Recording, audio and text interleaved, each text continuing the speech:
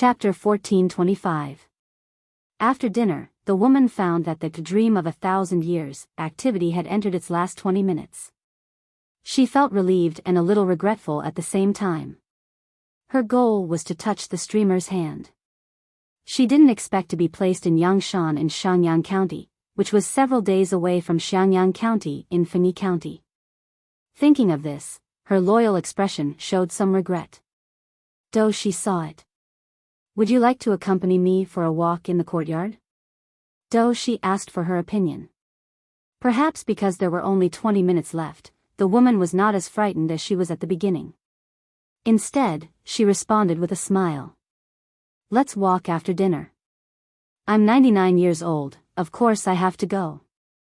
The wooden clogs fell on the cobblestone path with a crisp and rhythmic sound.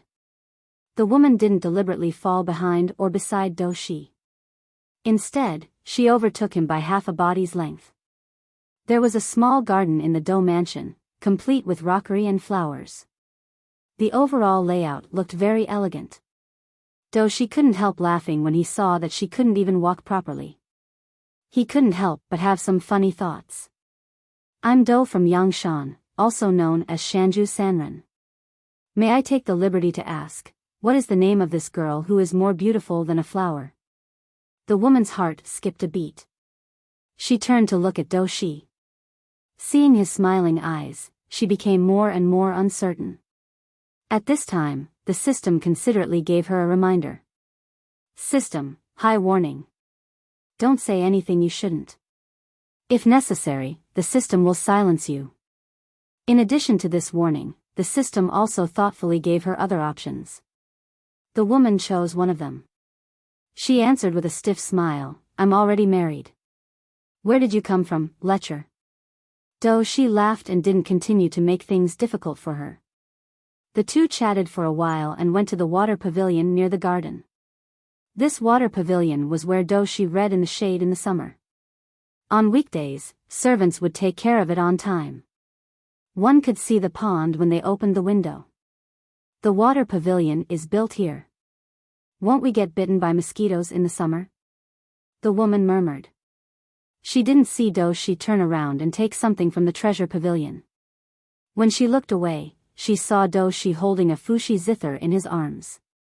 The woman didn't know much about zither, but she felt that ancient zither were antiques and definitely not bad.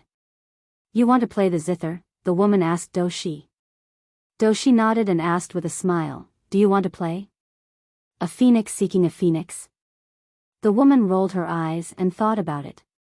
She found that she didn't know any other ancient zither songs except for the phoenix seeking for a phoenix.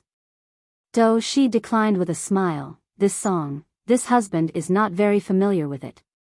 It's better not to embarrass myself in front of madam. The woman said, then play what you're good at. You can play anything. Even if he played blindly, she wouldn't be able to tell if it was good or bad. Since that's the case, your husband will embarrass himself. Do Shi said with a smile. Before he played, he gave him a gift.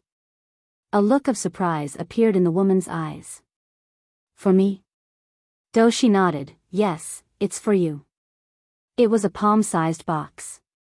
The carvings on the outside of the box were exquisite and delicate, and the box exuded a light and pleasant fragrance.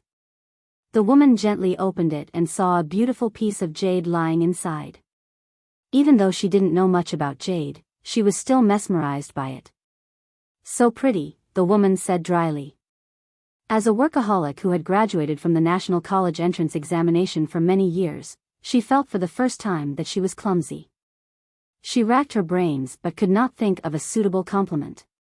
If it was her before and after the National College entrance examination, she would definitely be able to speak eloquently and not embarrass herself in front of the ancients. After Do Shi burned incense and washed his hands, he played a song. The woman could not tell whether it was good or bad, but she felt that the tune was very pleasant. She sat sideways next to the piano table and supported her chin with one hand. The sudden drowsiness made her head nod bit by bit. Countdown. 3, 2, 1. Dream of 1,000 years, activity has ended. Thank you for your participation and cooperation. Thank you. Oh, I slept so well. The cute girl lifted the quilt in a daze. Suddenly, something sharp poked her hand. She touched it casually and felt a cold box. She suddenly woke up and grabbed it. When she looked at it, she exclaimed, "Oh my God!" She sat up in shock. All the hair on her body stood on end. Her muddled mind instantly woke up, and the memories from before she went to sleep flooded her. Isn't this? She looked at the thing in her hand in a daze. She carefully opened the box and found a beautiful piece of jade lying inside. Yes, it's for you. Doshi's voice echoed in her mind. She slapped her cheeks and suddenly had the illusion that her identity had been exposed. She slid down the Simmons bed and ran to the computer desk. The computer screen was still on the Empress's live broadcast forum interface. She took a look at the forum and saw that the number of replies had skyrocketed to millions. There were so many messages, and she did not have time to read them one by one. After thinking about it, she sat on the computer chair and turned on the front camera of her phone. She held the box in her hand and took a selfie with a smile. Then, she used Photoshop to cover her face and the decorations in the room and uploaded the picture to the forum. Original poster: I am the lucky girl that you all envy and hate. Although it is a little regretful that I did not successfully touch the host's little hand, I also received a precious gift. Look, don't the box and the beautiful jade in my hand look super familiar? La la la, are you envious? She was afraid that others would not catch the main point, so she simply drew a red circle on the box in the photo to mark the main point. Many salted fish were eager to try the dream of 1,000 years activity, but there were also salted fish who were worried. What were they worried about? They were worried that the so-called transmigration was a lie and that they might not be able to return after transmigrating. What was the difference between this and murder? The original poster's post had not been updated, and many onlookers expressed their deep concern. 12 hours had passed, and they actually saw the original poster's reply on the post. Their first reaction was, "Very good, the original poster is still alive, and the transmigration activity should be real." Their second reaction was, F***CK. Envy, jealousy, and hate. They wished they could raise a torch and roast this fresh and juicy lucky girl. The news of the lucky girl's successful return successfully rushed to the top of Weibo, suppressing countless celebrities in the entertainment industry. Apart from the onlookers who admired the lucky girl's luck, the rest of the onlookers raised the torch of jealousy and burned it. At the same time, Doshi's wife gradually woke up and revealed an expression that Doshi was familiar with. Zongguang. Doshi's wife pinched her eyebrows and felt a little better. "Madam, how do you feel?" Doshi revealed a look of joy and excitedly grabbed the other party's hand. Only then did he realize that the gift he gave to little lucky girl had disappeared. He did not think too much about it and hurriedly called for a doctor to take his wife's pulse. The doctor was also surprised. A while ago, he was certain that she would not live for more than half a month, but now her pulse was strong and healthy, not at all like a dying patient. Doshi's wife told Doshi in private, "I had a dream not long ago." What dream? Chapter 1426. The ancients were still in awe of gods and ghosts, and Doshi was no exception. Hearing his wife talk about this dream, he was even more convinced. He couldn't help but rejoice. "Madam has the help of a lucky star." Doshi told his wife about what happened during the day. Madame Doshi was pleasantly surprised. "In that case, we should set up a longevity tablet for this benefactor and worship him every day." Doshi nodded. There was something he didn't say. He felt that he was about to get lucky. Although little Lucky Star did not say everything, but according to the information he inadvertently revealed, Feng Ren's sudden visit was definitely not what he had said. Perhaps the Duke of Lanting really wanted to recruit and promote him. If that was the case, he would really be able to fulfill his ambitions and bring honor to his ancestors. After waiting anxiously for a few days, Feng Ren went to the mansion again. After the small talk, Feng Ren really asked him if he wanted to become an official. Doshi's heart raced, and he barely held back his excitement. He spoke of his ambition in a reserved manner, indirectly responding to his plan to become an official. Feng Ren smiled and stroked his beard. Duke Lanting has long admired Zhong Guang's talent and wants to recruit him. Are you willing to work for him? Dou Shi stood up and bowed. He said resolutely, I am willing to serve you faithfully. When he received Jiang Pengji's personal letter of conquest, his fingertips were still trembling. What did it mean to have joy after extreme misfortune? This was it. Previously, Dou Shi was still worried about his wife's illness. Now that his wife had recovered from her illness and had a bright future, it was simply too wonderful. While Dou Shi was packing his luggage and preparing to head to Xiangyang district to take up his post, Jiang Pengji's plans for the public toilet and breeding farm were also put on the agenda. She took into account the economic and road conditions of various places and circled 10 places to set up breeding farms. In comparison, the cost of inspecting public toilets was much lower, and the number was much larger. Jiang Pengji planned to build a public toilet in a crowded area. Not only did she have to choose the location, but she also had to pay attention to the shape of the toilet that blended in with the surrounding environment so that it wouldn't look too out of place.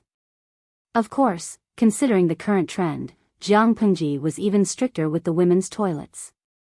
Not only did she have to ensure privacy when she went to the toilet, but she also had to prevent hooligans from intentionally offending her. Therefore, it was necessary to arrange for people to guard the women's toilets. Naturally, the maintenance of the public toilets also required people. This way, he could increase the number of jobs. Although this job was dirty, smelly, and tiring, it could earn enough money to support a family. Naturally, there was no need to worry that no one would want to do it. Jiang Pengji bit her pen and tried to point out the areas that needed attention in the old public toilet. To think that I, the commander of the Federation Army, have to worry about the problem of public toilets. When I was in the Federation, it was none of my business even if the public toilets of the department were blocked. I'm really regressing. Jiang Pengji held the pen in her mouth and grumbled. She hadn't been able to sleep well for the past few days because of the issue with the toilet and the farm. You manage the weather, the earth, and the people's daily needs. How is she a farm owner? She's clearly a full-time nanny. Jiang Pengji lay on the mat beside the table like a piece of streaky pork on a chopping board. She put her hands behind her head and opened the bamboo scroll on her face to block the sunlight. She propped one foot up and placed the other on the table. Her bare feet dangled in the air. The moment Qiguan Rang entered, he saw his lord's demeanor as if it had been eaten by a dog. His eyebrows twitched, but he didn't say anything in the end. Not to mention women, even men rarely disregarded etiquette like this. Greetings, my lord. Qiguan Rang bowed. Jiang Pengji blew at the bamboo scroll and realized that it wouldn't budge. She then lifted her hand and removed it. Wenjing? What's the matter? Jiang Pengji yawned and sat up lazily. She still looked weak and lethargic. Has my lord been very sleepy lately? Qiguan Rang asked tentatively. He didn't have a chance to feel Jiang Pengji's pulse, so he could only beat around the bush. It wasn't a good sign that his lord, who had always been lively and energetic, suddenly felt sleepy and liked to sleep. Jiang Pengji rested her chin on her hand and muttered, Wenjing, I haven't slept for 4 or 5 days. Do you think I'm sleepy? Although she didn't have dark circles under her eyes, it was true that she stayed up late. For so many days, she was either out on an inspection trip or staying indoors to plan and draw. She also had to rack her brains to think of problems that might occur after the implementation of the plan and come up with countermeasures in advance. When she was busy, it wasn't as easy for her as Qiguan Rang and the others. Qiguan Rang and the others were all ordinary people. Their physical endurance was limited. It was impossible for them to be busy day and night. Although it was said that working overtime was extremely tiring, it wasn't really tiring when the working hours were calculated. Feng Zhen and Yang Si could even get together and drink. Jiang Pengji was at a disadvantage. She was in good physical condition, so she didn't show any signs of exhaustion even if she stayed up late to fight. In addition, she often skipped work, which gave people the impression that she didn't do proper work.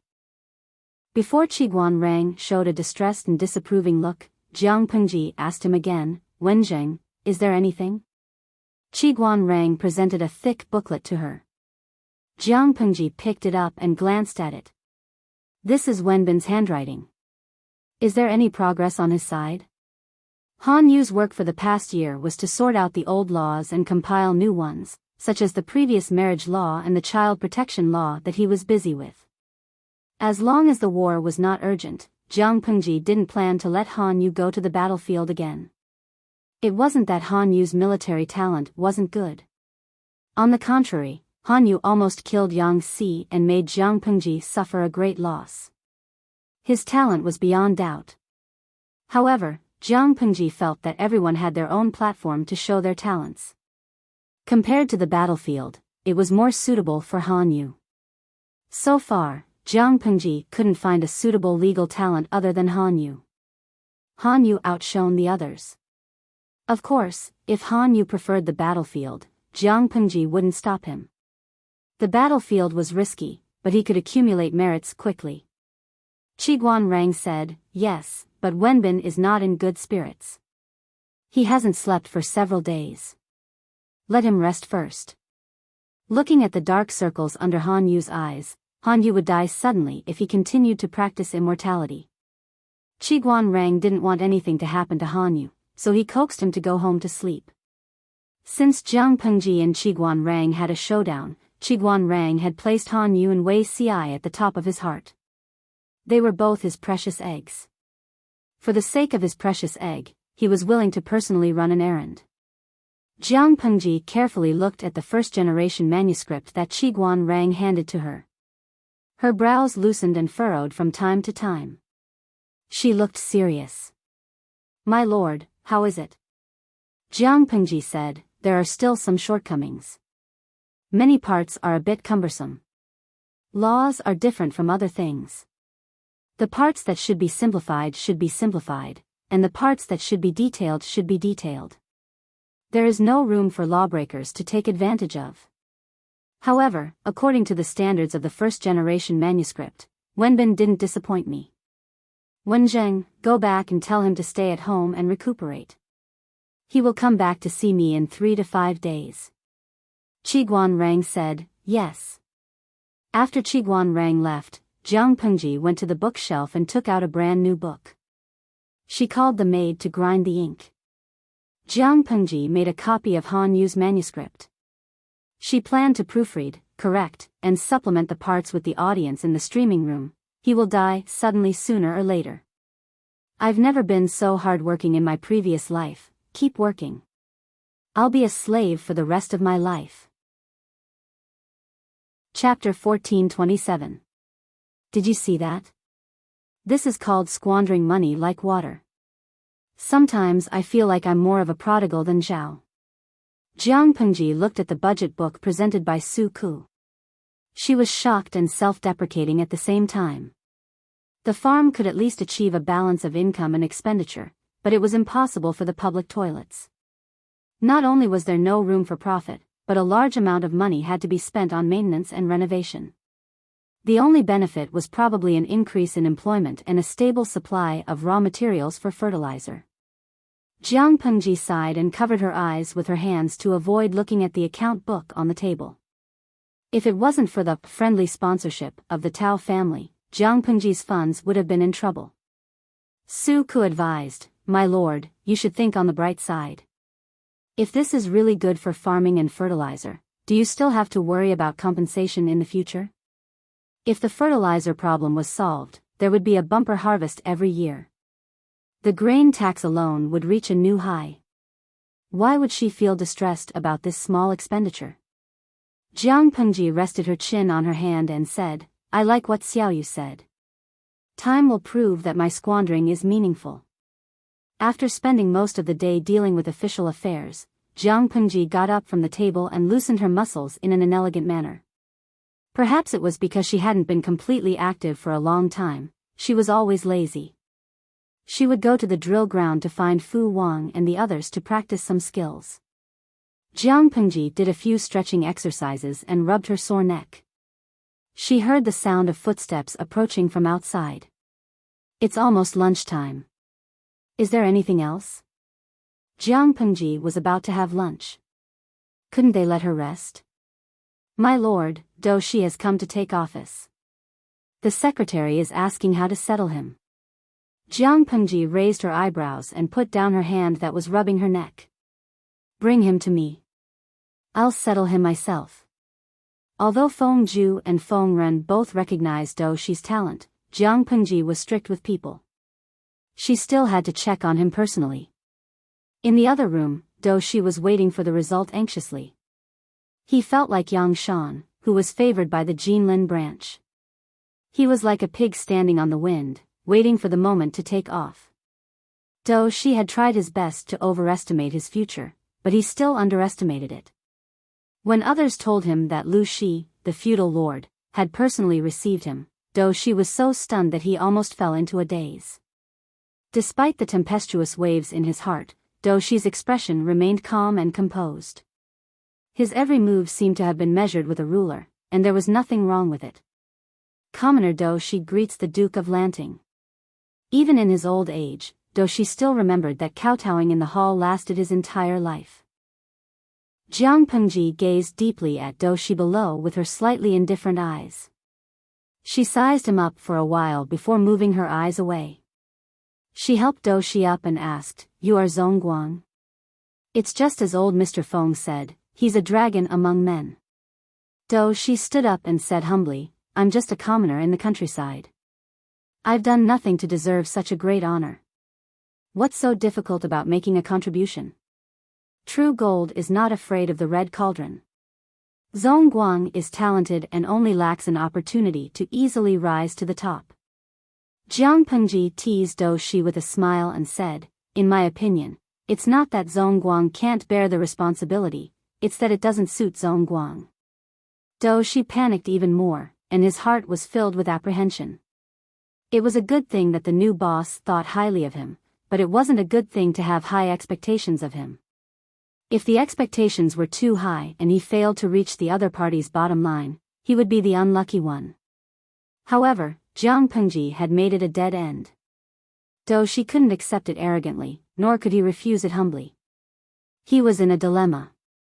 Just as he was getting anxious, Jiang Pengji smiled and said to him, "What does Zongguang think of the position of Officer of the Code of Agriculture?" "Officer of the Code of Agriculture?" Do Shi was shocked and hurriedly said, "I don't dare to occupy a high position in order to make a contribution.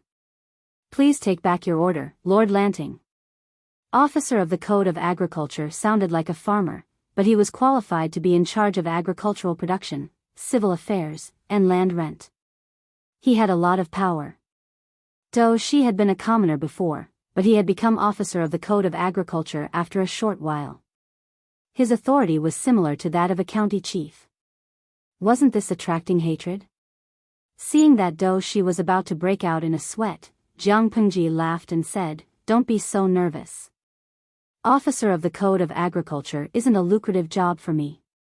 Since you're from a farming family, this position is naturally suitable for you. We can't let Han Mei and the others take on this position. It's not right." Li Yun was a general who led troops to war. After he came back, he not only had to train the troops, but he also had to manage the fields. It was too much of a waste of energy. Even if Li Yun's achievements in agriculture were not bad, he was not a professional after all. It was not right for him to continue taking on this position. Do Shi stubbornly said, "I'm not worthy of this position. I dare not accept your order." If one's virtue did not match the position, there would be a calamity. It was a good thing that a pie fell from the sky, but if the pie was too big, it could crush someone to death. At that moment, salted fish in the streaming room reminded Jiang Pengji. "Zi Xiao Xiao, streamer, have pity on him. Don't continue to scare him. This is like a graduate applying for a job in the world's top 500. If he's not careful, he'll be pushed to the position of a department head. You're not afraid that he won't do well, but he'll be worried that he won't do well." Yi Wu Yanling, streamer, let him start from an inconspicuous position. If he's really capable, he'll rise sooner or later. If he's suddenly promoted to the position of officer of the Jiannong, even if he's really capable, the people below him won't be convinced. This will be troublesome. Since you're so insistent, I won't force you. Jiang Pengji took in Salted Fish's opinion and took a step back. I'll reserve the position of officer of the Jiannong for you. When you make a contribution, you can take it at any time. Zhongguang, don't tell me that you don't even have this little bit of confidence. Though she could tell that Jiang Pengji really had high hopes for him.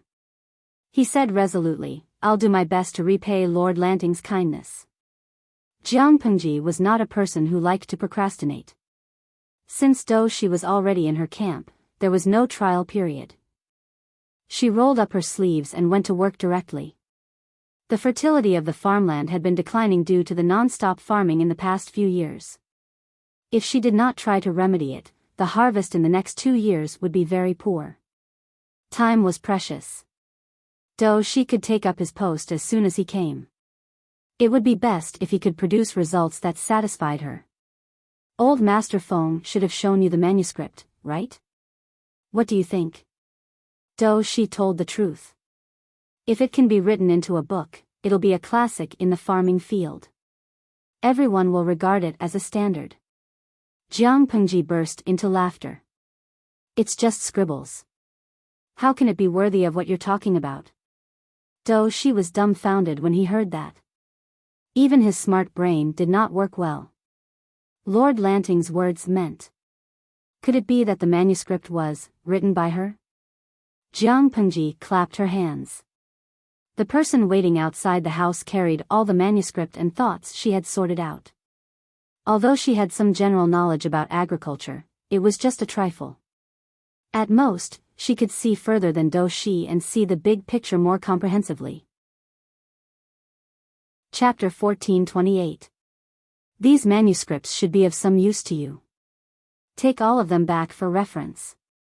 Jiang Pengji said bluntly, there are more complete regulations for farming. I'll get someone to send you a copy when the time comes. There shouldn't be any mistakes if you follow it step by step. Zhongguang's main task is to formulate a detailed regulation on how to replenish the fertility of the farmland. It's best if it can be used next spring to guarantee a harvest the next year. When Do Shi heard that, he was both excited and forced a smile. This was a big task. If it was done well, he would be worthy of the title of cadet. If it was not done well, it would not be as simple as ruining his reputation. He would lose all standing and reputation. However, Do Shi was not a man who backed down when faced with a difficult problem. He took a deep breath and solemnly accepted this important task. The first batch of public toilets was built within the boundaries of Xiangyang district. Basically, there was one public toilet on each street. Every toilet was divided into 2 sections for men and women. Due to the lack of technology, although Xiangyang district had drainage pipes, there was no network management system specially used to deal with dirty excrement. If public toilets were to be built, they could only choose dry toilets.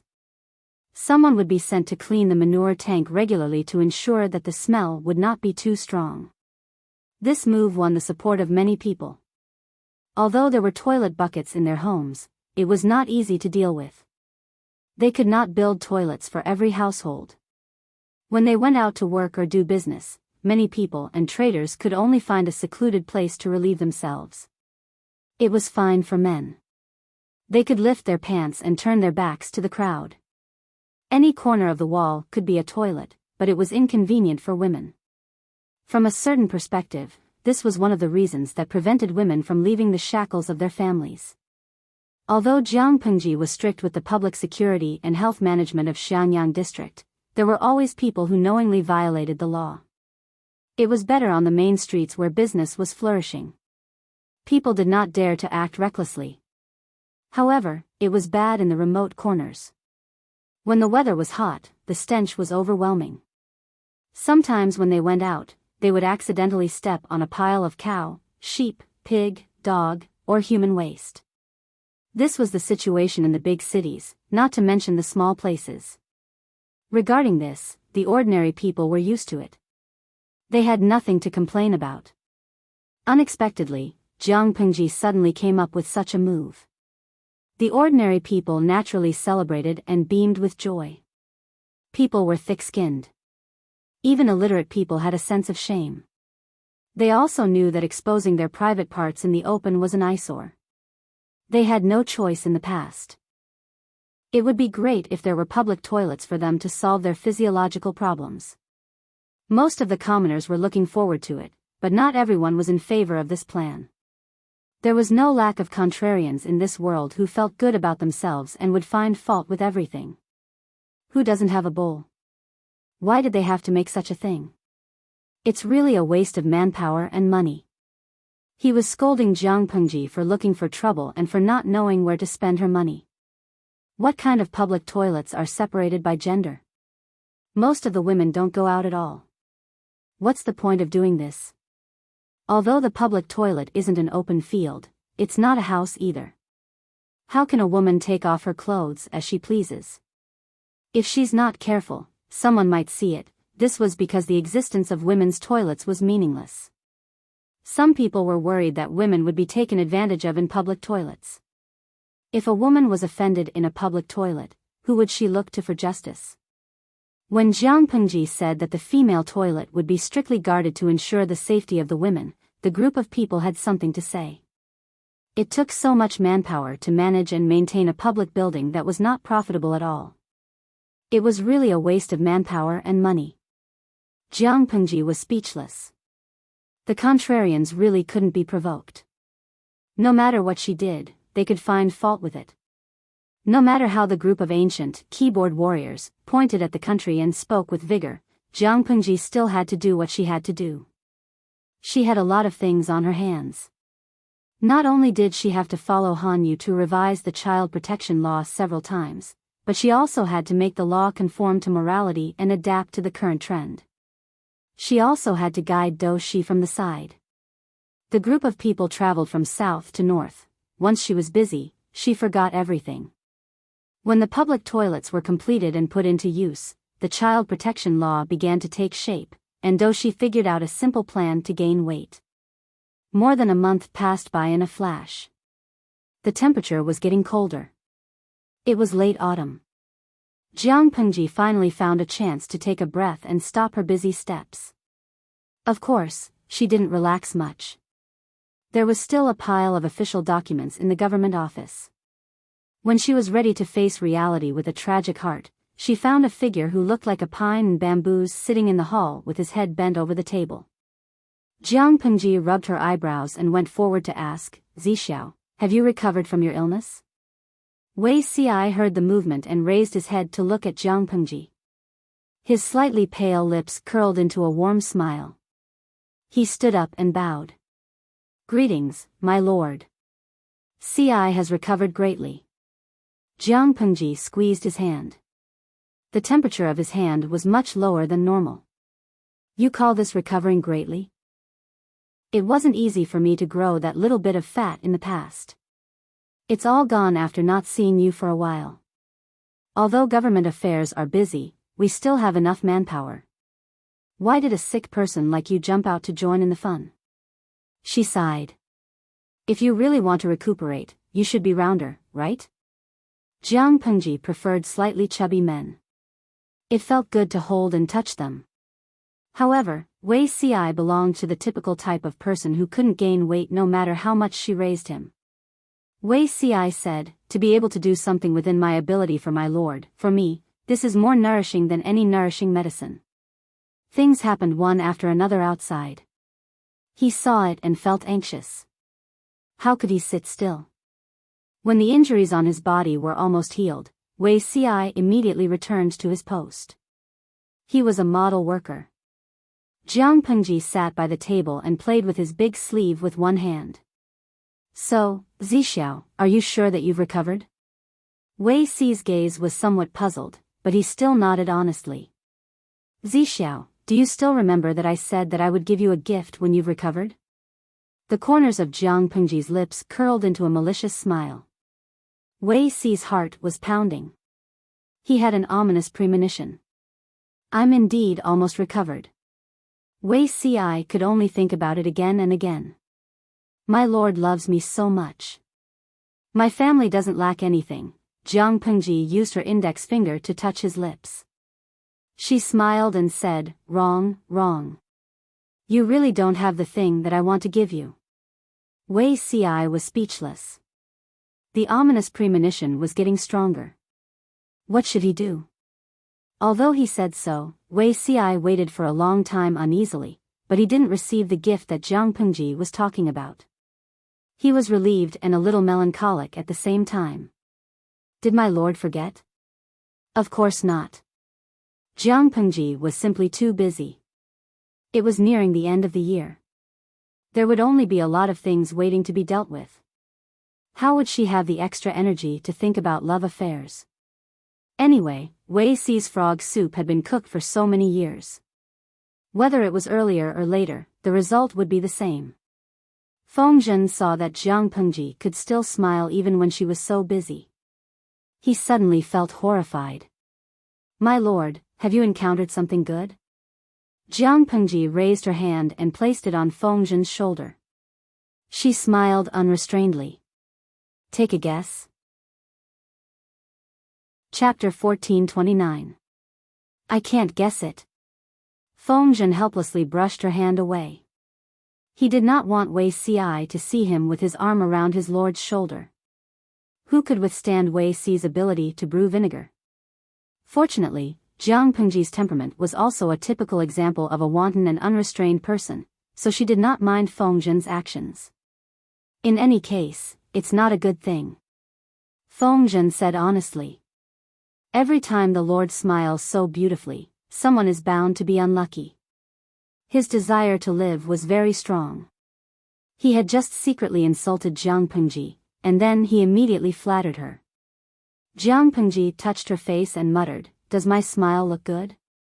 Feng Zhen lied and said, You look good. When Zixiao saw it, his legs went soft and he couldn't walk anymore. But who would be the unlucky one? His lord was really not a kind person. Since he was targeted by her, he could only pray for his own good luck. Beauty is in the eye of the beholder, Jiang Pengji said with a smile. Even if I don't smile, his legs will go soft and he won't be able to walk. When Feng Zhen heard this, he suddenly felt like his stomach was cramping up. In the past, the Lord still knew how to cover up the fact that she had an affair with Wei Si, but now, she was not afraid at all and was even narcissistic. If Feng Zhen knew about the existence of the streaming room, he would know that Jiang Pengji's action was called public display of affection, also known as public display of affection. My lord, please take it easy. Feng Zhen laughed bitterly and said, Even though anyone who isn't blind can see it clearly, it hasn't been made public. Everyone can still lie to themselves and turn a blind eye to it. If this really gets out, it won't be easy to clean up the mess. It was one thing for everyone to know, but it was another for Jiang Pengji to expose her relationship with Wei Si and announce it to the public. The relationship between Feng Zhen and Jiang Pengji was not only that of a subject and a ruler, but also that of a good friend. He treated Wei Si like a teacher and a friend. From Feng Zhen's point of view, he really didn't want the two of them to be harmed by external forces. Of course, feelings were a matter between two people, but it also depended on their status. Jiang Pengji and Wei Si's identity and status meant that she could not openly push Wei Si to the surface. This wasn't love, it was harm, and it was the embodiment of immaturity. Feng Zhen and the others were also very clear about their bottom line. They didn't care how they interacted in private, but on the surface, their relationship could only be that of a ruler and a subject. As a feudal lord, Jiang Pengji had a naturally powerful position. Nothing would happen to her. The one who would be hurt in the end would only be Wei Si. I didn't make a big deal out of it, did I? Jiang Pengji said with a smile, I know what to do. Feng Zhen muttered, That's hard to say. After all, feelings between a man and a woman can get to their heads. Otherwise, why would it be said that the land of tenderness was the grave of a hero? No matter how brave his lord was, didn't he still succumb to the beauty Wei Si in the end? Jiang Pengji couldn't help but roll her eyes.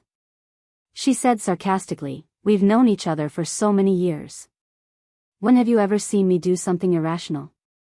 Instead of making a big fuss and losing Zixiao, it would be better to maintain the status quo, to live in the same quilt and die in the same grave." "My lord, what you mean by this?" Feng Zhen was very good at grasping the main point.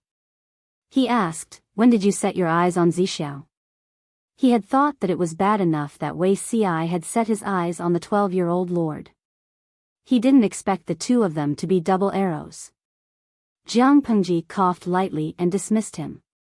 "Why are you asking so clearly? Do you still want the young lord?" If it weren't for Jiang Pengji's strong style, who knew how many people would have been urging her to get married? Don't think that she didn't know that this group of people secretly yearned for the young lord. Feng Zhen couldn't help but cover his face secretly.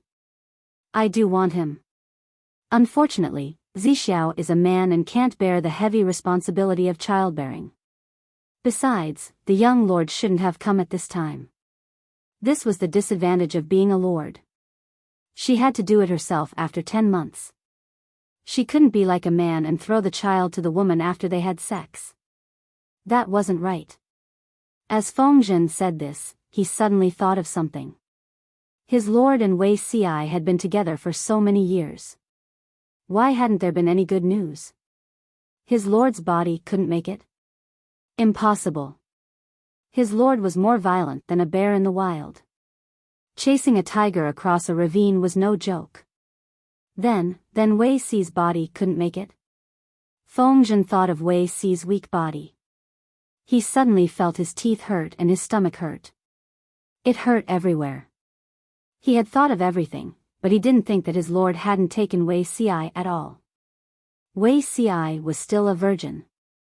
He couldn't be blamed for not thinking of it. It was purely because Jiang Pengji was too familiar with him when they went to the brothel. She was even more familiar with prostitutes than he was. After confirming their gazes, there was no doubt that she was an experienced driver. Which experienced driver would guard a piece of meat that was already in his mouth and not bite it? After a bunch of reasoning, Feng Zhen could only tremble and accept the cruel answer that Wei Ci's body couldn't make a woman pregnant. He knew his lord's temperament. When she was stubborn, even 10 bulls couldn't pull her back. Who had the ability to force her to have sex with a strange man for the sake of a child? Taking 10,000 steps back, even if his lord was willing to have sex with a second person, according to her standards, the person who was qualified to touch her bed couldn't be worse than Wei Ci. Then the problem was, how many men in this world could be better than Wei Ci?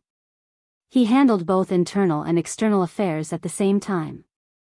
From big schemes to small trifles, there was nothing he couldn't handle. He was talented, had good looks, and had a good temperament. He could abandon his principles for his lord. With such high standards, how many men in this world could compete with him? Forget to mention, Wei Ci kept his chastity to his lord. Even if he found someone with conditions comparable to Wei Ci, he would probably have a bunch of beautiful wives and concubines. His children would run around everywhere. As he thought about it, Feng Zhen suddenly felt his heart ache. Jiang Pengji didn't know what he was imagining. She asked in surprise, "Is your body unwell?" Feng Zhen said, "No. I suddenly remembered something.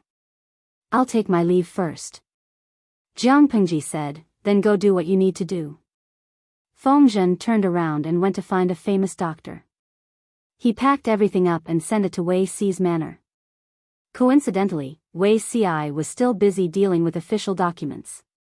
Feng Zhen went forward and snatched his pen, then dragged him to the bed and sat him down. Wei Ci looked at Feng Zhen, then looked at the doctors behind him who were carrying medical boxes and waiting for him. He was dumbfounded the whole time. What happened? Feng Zhen asked the doctors to take Wei Ci's pulse one by one. He didn't allow Wei Ci to stop them. When the doctors finished taking his pulse, they all looked at Feng Zhen mysteriously. This time, it was Feng Zhen's turn to be dumbfounded. Wei Ci frowned and sent the doctors away. He asked helplessly, "Zisher, what's wrong with you today?" "What Feng Zisher?" He might as well ask someone to come and go crazy. Fengzhen said, if it's not your problem, is it the Lord's problem? If that was the case, this was even more serious than Wei Si's health problems. If the Lord couldn't give birth, it would be a dead end. Chapter 1430. Wei Si's heart trembled. He mistakenly thought that something was wrong with Jiang Pengji and hurriedly asked, "What's wrong with the Lord?" Fengzhen stammered, "I'm not sure, it's just a guess. The Lord, perhaps, can't give birth?" Upon hearing this, Wei Si sternly reprimanded, "Who's spreading this rumor? The Lord's body is fine. Her Majesty couldn't give birth, so how did the two children in her previous life come about? Did they pop out of a rock?" Fengzhen lowered his voice and said, "It's not your problem, it's not the Lord's problem. Then why haven't we seen any traces of the young Lord after so many years? Even if they spent more time apart than together, the two of them had been adulterous for so many years, shouldn't they have gotten together at least once? The Lord is still pure."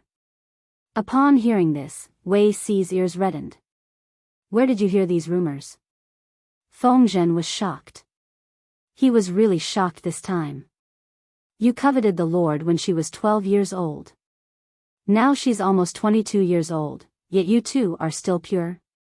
Fengzhen thought that he had heard wrongly. This was even more ridiculous than a sow climbing a tree or a sago blossoming. Jiang Pengji went to the brothel to drink wine with prostitutes. She was familiar with hugging people left and right, and words of love came out of her mouth. She had the skill that even the experienced prostitutes could not withstand, but she was actually a virgin? Wei Si was embarrassed and annoyed. "You're really indecent. Who said that a man and a woman had to roll in bed when they were in love?" What kind of rubbish was Fengzhen's brain filled with? Faced with Wei Si's criticism, Fengzhen could only chuckle. "You're really a virgin, you don't know the beauty of the relationship between a man and a woman."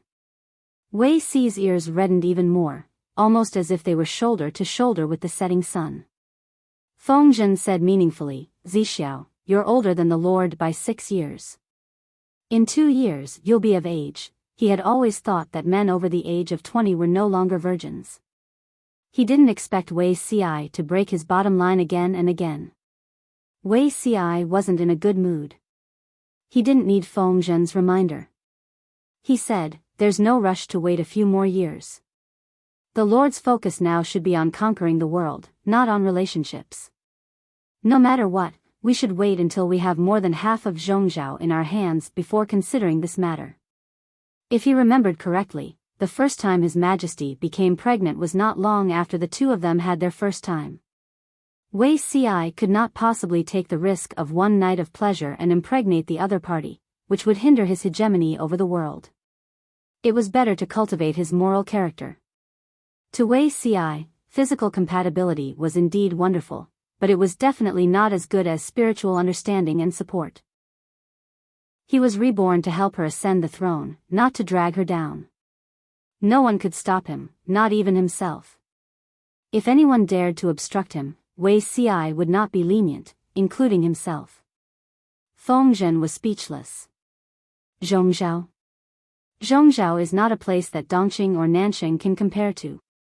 The Nia family of Zhongzhou is very tricky. Would he only consider having children after taking over half of Zhongzhou's territory? Who knew how many years later that would be? Wei Si was old and weak, how could he still move?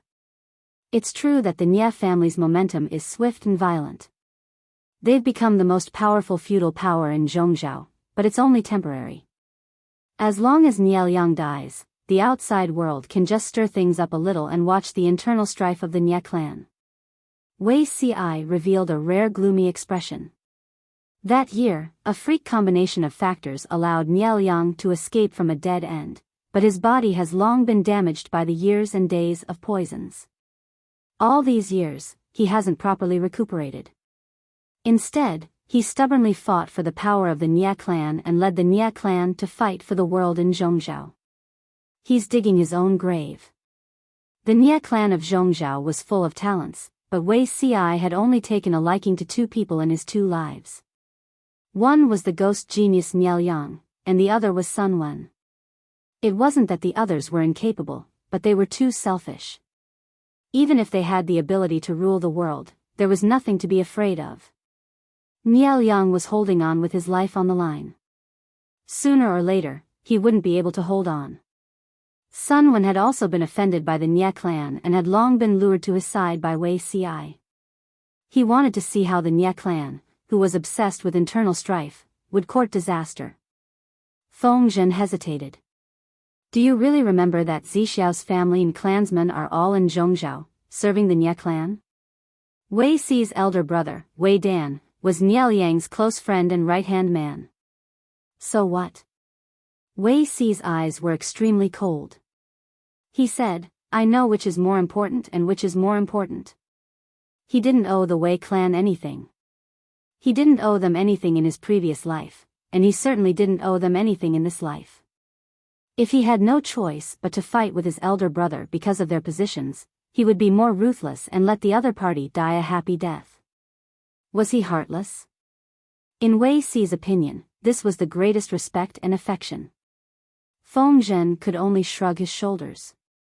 Since the problem he was worried about didn't exist, he didn't want to get involved. Wei Ci was still a very reliable person. Feng Zhen didn't deliberately hide this move from Jiang Pengji. She heard about it the next day and was instantly overjoyed. Zixia is really a clown. This move is simply too flashy. Is he suspecting that Zixiao isn't capable? Wei Ci was by Jiang Pengji's side. Hearing his lord's unbridled laughter, he suddenly felt tired. Zixia's suspicions aren't without reason. Let him be. But I know you can do it. If you can't, don't you still have me? Jiang Pengji wrapped her arms around Wei Ci's neck from behind. She smiled and whispered in his ear, speaking of which, he's already suspecting that you can't do it. As a man, isn't Zixiao tempted at all? Wei Ci's ears turned red. He pursed his lips and didn't speak. Did she think that he copied thousands of copies of the heart-calming incantation for nothing? Jiang Pengji saw that he didn't respond and laughed. But I'm tempted. Wei Ci was speechless. His lord. Could she not be so flirtatious? To prevent himself from getting burned, Wei Ci hurriedly found a lame excuse and left. Jiang Pengji whistled like a hooligan. She was in an unprecedentedly good mood. Who said that you can escape from the palm of my hand? Regardless of whether it was her enemy or her prey, no one could escape. This year's New Year's banquet was held as usual. Jiang Pengji gave everyone 7 days of annual leave in advance. Yes, that's right. She actually stopped writing 7 days in advance and gave everyone their annual leave. The more generous she was, the more everyone trembled with fear. Feng Zhen was even more nervous, as if he was facing a formidable enemy. Annual leave. How many years had they been yearning for it? When they personally experienced the beauty of annual leave, they felt uncomfortable all over, as if they were missing something. This year was calm and peaceful. The development of the various provinces was on the right track. One by one, the shadows of war were lifted from the ground, revealing a scene that could only be seen in a prosperous and flourishing age. As the creator of everything, Jiang Pengji's sense of achievement and satisfaction was self-evident. The New Year's banquet was held as usual. She was in a good mood and gave out big red packets to all the little kids who came to pay their New Year's greetings. When these children grow up, the world will definitely be a different scene. After all, Lu Shi was an ordinary person. It was already a long life for this body to live for 70 or 80 years. Jiang Pengji could only entrust the future to the group of children in front of her, who were full of vigor and hope. Qiguan Rang glanced at Wei Ci and sneered. We still lack a young lord. Without a young lord, no matter how many people there were in the new generation, it would be a waste. If the hard work of the previous generation could not be passed on to the next generation, wouldn't it be a waste of effort for others? Jiang Pengji was a little tipsy. There will be. She only hoped. Chapter 1431. After the New Year's banquet, everyone went back to the manor to stay up. According to previous year's practice, Jiang Pengji would either go back to sleep alone or stay up with Lu Zhao. This year was slightly different. Lu Shi and Gu Zhen were both there. As their daughter, she should accompany them. However, Jiang Pengji and Lu Shi had already laid their cards on the table. She did not want to face Lu Shi on such a beautiful day and continue to put on a fake show of filial piety. She simply said that she was not feeling well and left. Gu Zhen frowned and asked, "Where is Lanting not feeling well? Did you call the doctor to take a look?" The servant did not know and could only answer vaguely. Lu Shi, who was sitting at the head of the table, raised his eyebrows slightly and said calmly, "Lanting's status is different from the past. Since she is not feeling well, let her rest." Staying up for the new year was just a dispensable formality. He could not disturb Jiang Pengji's recuperation because of this matter. Seeing that Lu Shi had spoken, Gu Zhen could only swallow her words in embarrassment. "Fortunately, my sister did not come. If she came, I don't know how ugly this scene would be." Lu Zhao was dressed in exquisite and luxurious clothes. Since he got married, he looked much more mature, but he still had the appearance of a fair and tender rich man of leisure. No matter who saw his appearance, they would always say that he was gentle and harmless. "Why are you saying this? If others hear it, it will be embarrassing for no reason." Lu Zhao's wife still looked a little immature. Her every move was steady and polite. Hearing her husband's private murmur, she reminded him in a light tone. The two of them had been married for some time. Lu Zhao was gentle and accommodating, so the couple got along well. "I sympathize with my two cousins. It was supposed to be a happy day, but it made the whole family unhappy." Lu Zhao glanced at his two cousins with the corner of his eye and sighed in his heart. Meng Heng and Nie Sun were also unlucky. They should have stayed at home with their wives and children to stay up for the new year. They did not expect Gu Zhen to have a sudden impulse. She hoped that the two of them could bring their families to accompany her. To put it nicely, she wanted to enjoy the happiness of a family. Could they refuse? They could not. Although Lu Zhao was a complete rich man of leisure, he was not stupid. He could see clearly in the dark. From his point of view, his two sons and Gu Zhen did not have feelings for each other. She would only push them away by being so forceful. Was this a mother who was eager to make up for her two sons? Lu Zhao snickered in his heart. His stepmother in name, but his aunt in reality, was definitely not that sentimental. Lu Shi, who had raised him for 12 years, abandoned him just like that. He turned around and chose the current Jiang Pengji. In that case, how much weight did her eldest son, whom she had almost no contact with, and her youngest son, who had been missing for more than 20 years, weigh in Gu Zhen's heart? His eagerness to mend their relationship was more like trying to cover it up. She used her mother's naturally powerful identity to force her son to obey her, and then satisfy the guilt in her heart. Lu Zhao seemed gentle and harmless, but in his heart, he was not stingy with using the darkest thoughts to judge others. The whole family happily gathered together to celebrate the new year. That was the joy of a family. The group of people looked at each other, speechless. This was called mutual harm. On New Year's Eve that year, Meng Heng and Nie Sun's families had a terrible time. In the end, they had to use their children as an excuse to leave early. On Jiang Pengji's side, it was a completely different scene. Speaking of which, this is the first time I'm staying up alone with Zixiao on New Year's Eve. Jiang Pengji, who was unwell, refused to leave Wei Si's house at that moment. Looking at her lively appearance, she did not look unwell at all. Wei Si did not answer. He raised his hand and pushed the preserved fruit that she liked to eat in front of her. The corners of his lips curled into a faint smile. "By the way, have you opened the gift that I gave to Zixiao?" Wei Si said, "I haven't opened it yet." Jiang Pengji rested her chin on her hand and said, "Then open it now and take a look." Wei Si could not help but laugh. "How can you open a gift in front of the host?" "I'm being impolite." Jiang Pengji winked at him. Her eyes were deep and bright under the candlelight. According to our relationship, this little bit of impoliteness is more like fun. Wei Ci could not dissuade her, so he could only take out a square red box from his sleeve. The box was wrapped in a layer of unknown material. The outer skin felt soft and delicate. Even though Wei Ci was knowledgeable, he could not recognize the fur of an animal. Under Jiang Pengji's burning gaze, he gently opened it. Under the candlelight, 2 spots of dazzling white light were reflected. It was extremely dazzling and beautiful. Is this a ring? Wei Ci fixed his eyes on it and realized that the white light came from the jewels inlaid on the surface of the ring. As far as he knew, this shining thing was the King Kong that was spread to the Central Plains from a faraway country in the west. I heard that the hardness of gold is rare in the world.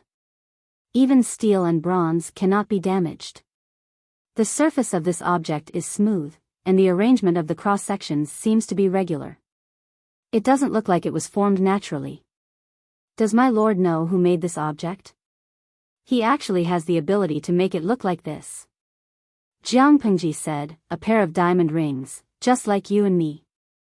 She could not give Wei Ci a status, let alone announce it to the world. For Wei Ci, who was deeply educated in the ancient orthodox way, this was a pity. If he were to ask himself honestly, he reckoned that Wei Ci had not thought of this in his previous life.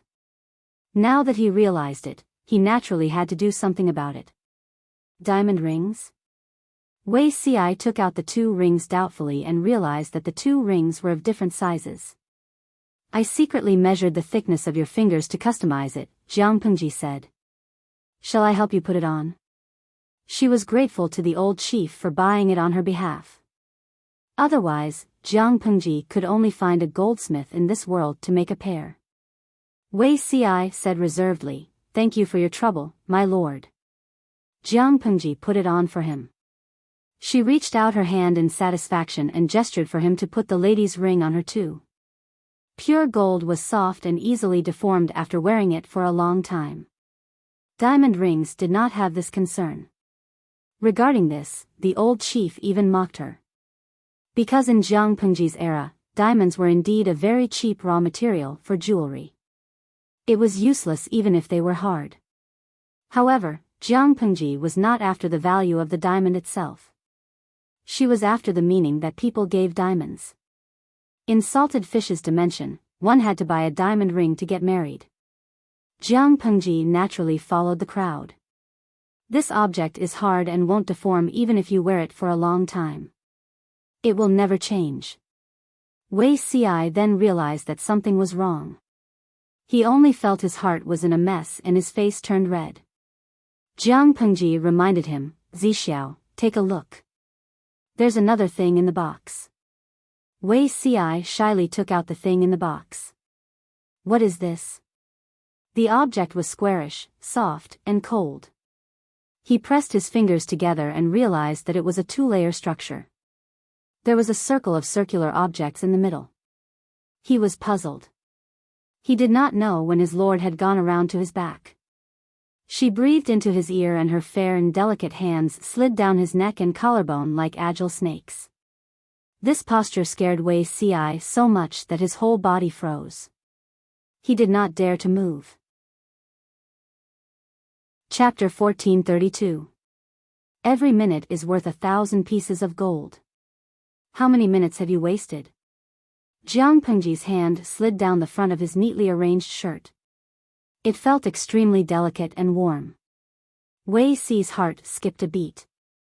He felt the temperature of his skin soar, and his hair stood on end. Zixiao's reaction. Do you not like me?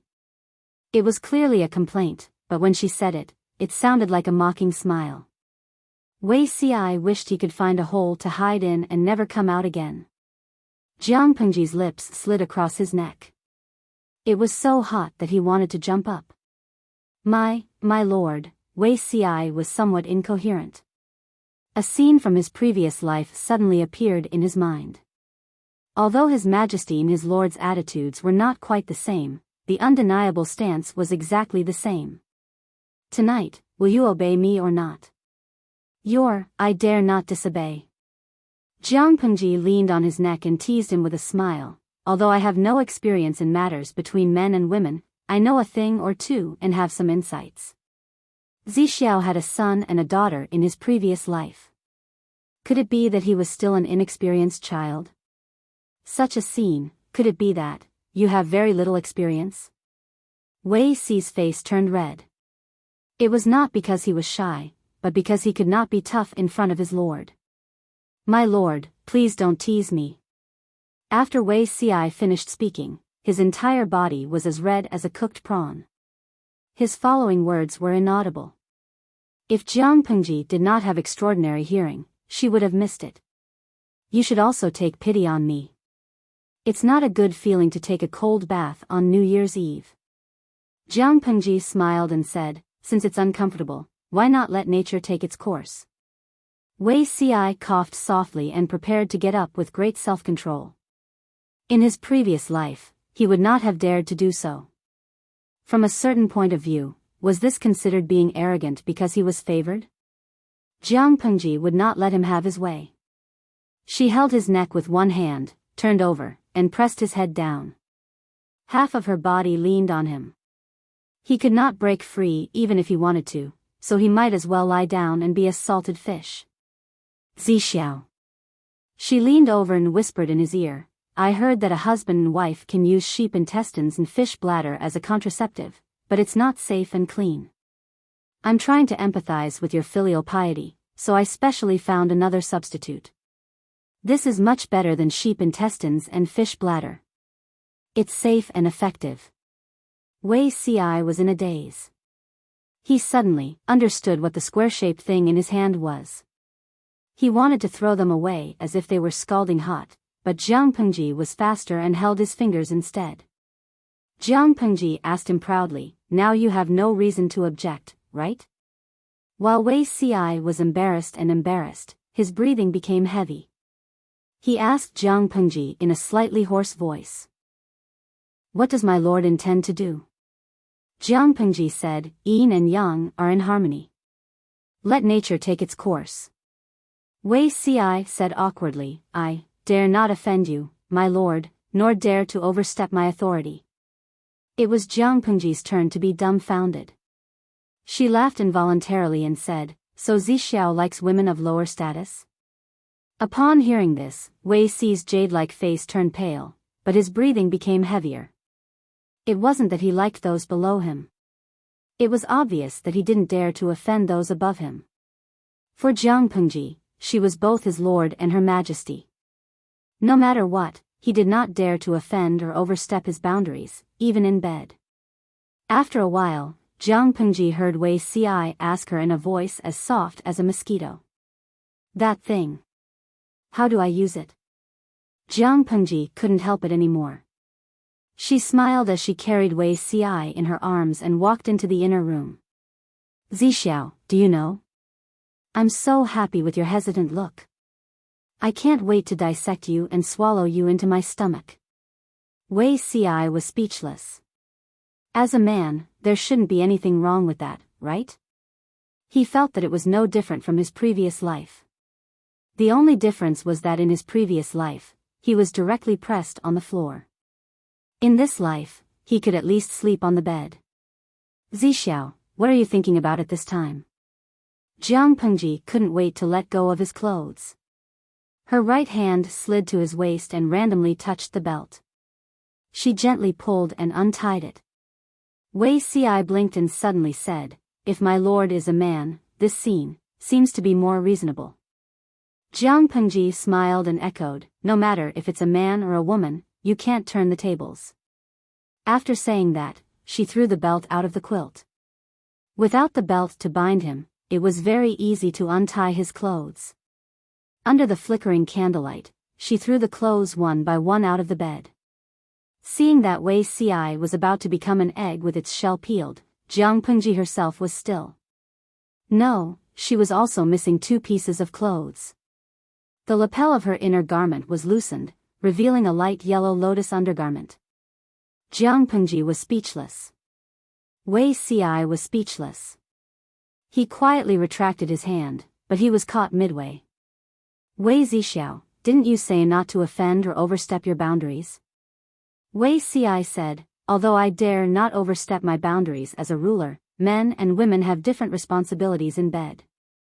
I'm just doing my duty, that's all. After saying that, Jiang Pengji lifted the quilt and covered the two of them.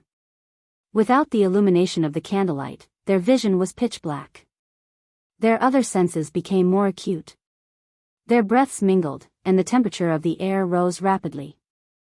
Jiang Pengji fumbled to untie Wei Ci's hair crown and jade hairpin, letting his long hair fall like a waterfall. She kissed him from his eyebrows to his eyes, all the way to his lips. Their lips touched, and the atmosphere that was originally as warm as the spring rain immediately became as hot as the scorching sun in summer. Wei Ci was not stiff and did nothing. He took the initiative to wrap his arms around her neck and shoulders. He used his fingertips to tease the string of the undergarment and untied it. Jiang Pengji bit his lower lip in a punitive manner and teased him with a smile. A gentleman? Wei Ci said helplessly, I'm also a man, but a man doesn't equal to a gentleman. Moreover, how can I restrain myself when my true love is in my arms? Under such circumstances, it was really difficult for him to ask him to be like Lu Xiaohui. If his lord knew her place, he could still tolerate it. He really couldn't help but light a fire everywhere. I love how you say one thing but mean another. Jiang Pengji smiled. Now that we're being honest, I find you even more pitiful and adorable. They were originally people with feelings. A little provocation would cause dry firewood and blazing fire. Moreover, the two of them were already in a state of being honest with each other. Jiang Pengji lingered on his neck in a punitive manner. Wei Ci could only force himself to stay awake. My lord. It's not good if someone sees traces of us tomorrow. Jiang Pengji bit his collarbone with her tiger teeth. She was neither gentle nor forceful, and the strength of her provocation made Wei Ci gasp slightly. Who said that you can meet people tomorrow? Wei Ci was speechless. We have all the time in the world. Jiang Pengji smiled. Why do you think I gave you this annual leave so readily? Wei Ci was speechless. Jiang Pengji's hand slid down his waist. That piece of skin was extremely sensitive.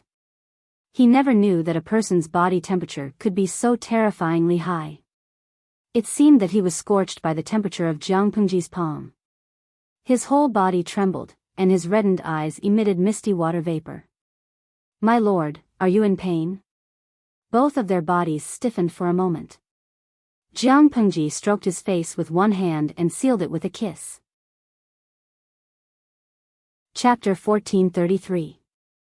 The frog soup that had been cooking for 10 years was finally ready. Jiang Pengji naturally would not let Wei Ci go easily. Wei Ci was also a young man.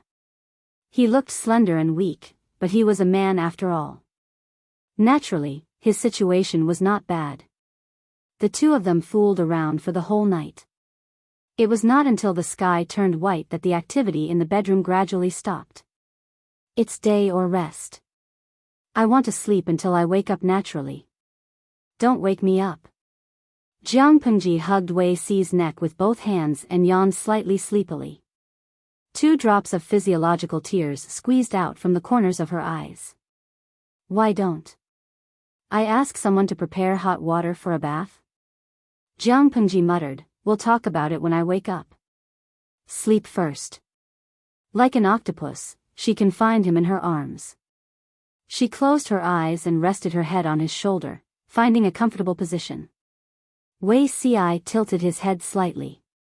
With the faint morning light that penetrated through the paper window, he could barely see her face clearly. When he saw that her lips were slightly red and swollen, her shoulders that were exposed outside the brocade quilt were dotted with hickeys and finger marks. He suddenly blushed. Wei Ci raised his hand and pulled up the brocade quilt to cover the traces that would provoke wild and fanciful thoughts. They slept facing each other and soon fell asleep. When Jiang Pengji woke up, it was almost 1:45 in the afternoon. Wei Ci was still sound asleep. Jiang Pengji did not wake him. She reached out and grabbed the clothes that were scattered beside the bed and casually draped them over her shoulders. Perhaps because of the loud noise, Wei Xiai woke up not long after. He saw the back of Jiang Pengji sitting beside the bed and dressing. "Aren't you going to sleep a little longer?" Jiang Pengji asked. Wei Xiai coughed and said, "I should ask someone to prepare something. If the Lord goes out like this, I'm afraid the servants in the residence will know." He was not a person who liked to treat himself harshly. Not only was there a bathtub in the residence, but there was also a specialized bathroom. To put it bluntly, it was a relatively large hot spring pool.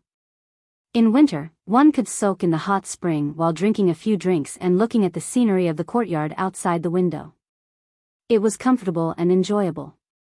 Jiang Pengji lay lazily beside the bathtub with her eyes half closed. The steam made her skin fair and rosy. It made one's blood boil. Wei Xiai wanted to wash up in the bathtub behind the screen. He had just moved half a step when she opened her eyes. There was a hint of threat in her eyes.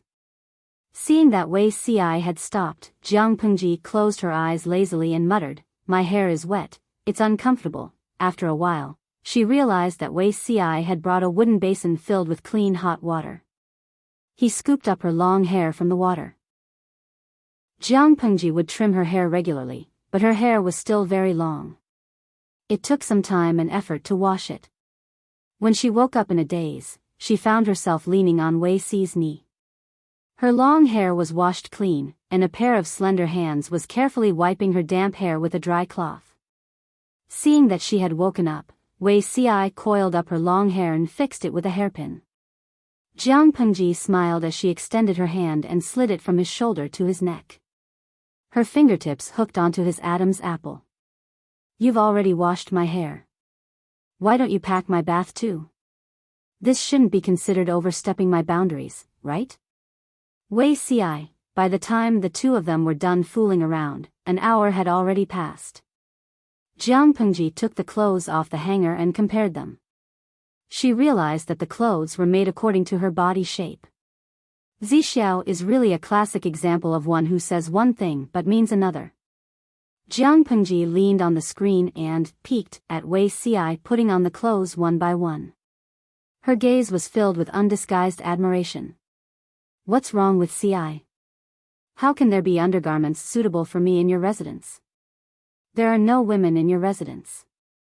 If they weren't prepared for me, were they prepared for yourself?" Jiang Pengji smiled and squinted her eyes. "If this isn't one thing, then what is? Xiai is also a man. How can I not be moved by a woman I admire?" Wei Xiai was silent for a while before he spoke. "Moreover, my lord often stays in the residence. I have to prepare a few sets of clothes in case of emergencies. If I can make my lord smile like this, then my preparations won't be in vain." Jiang Pengji complained, "I keep feeling that Zixiao has unlocked an incredible seal. He was much bolder than before. He didn't look so restrained. Was he ready to let go of himself?" It turned out that only Jiang Pengji could let go of herself. Wei Xiai was still the same Wei Xiai. A thick layer of snow hung on the short pine tree in the courtyard. Jiang Pengji sat by the window.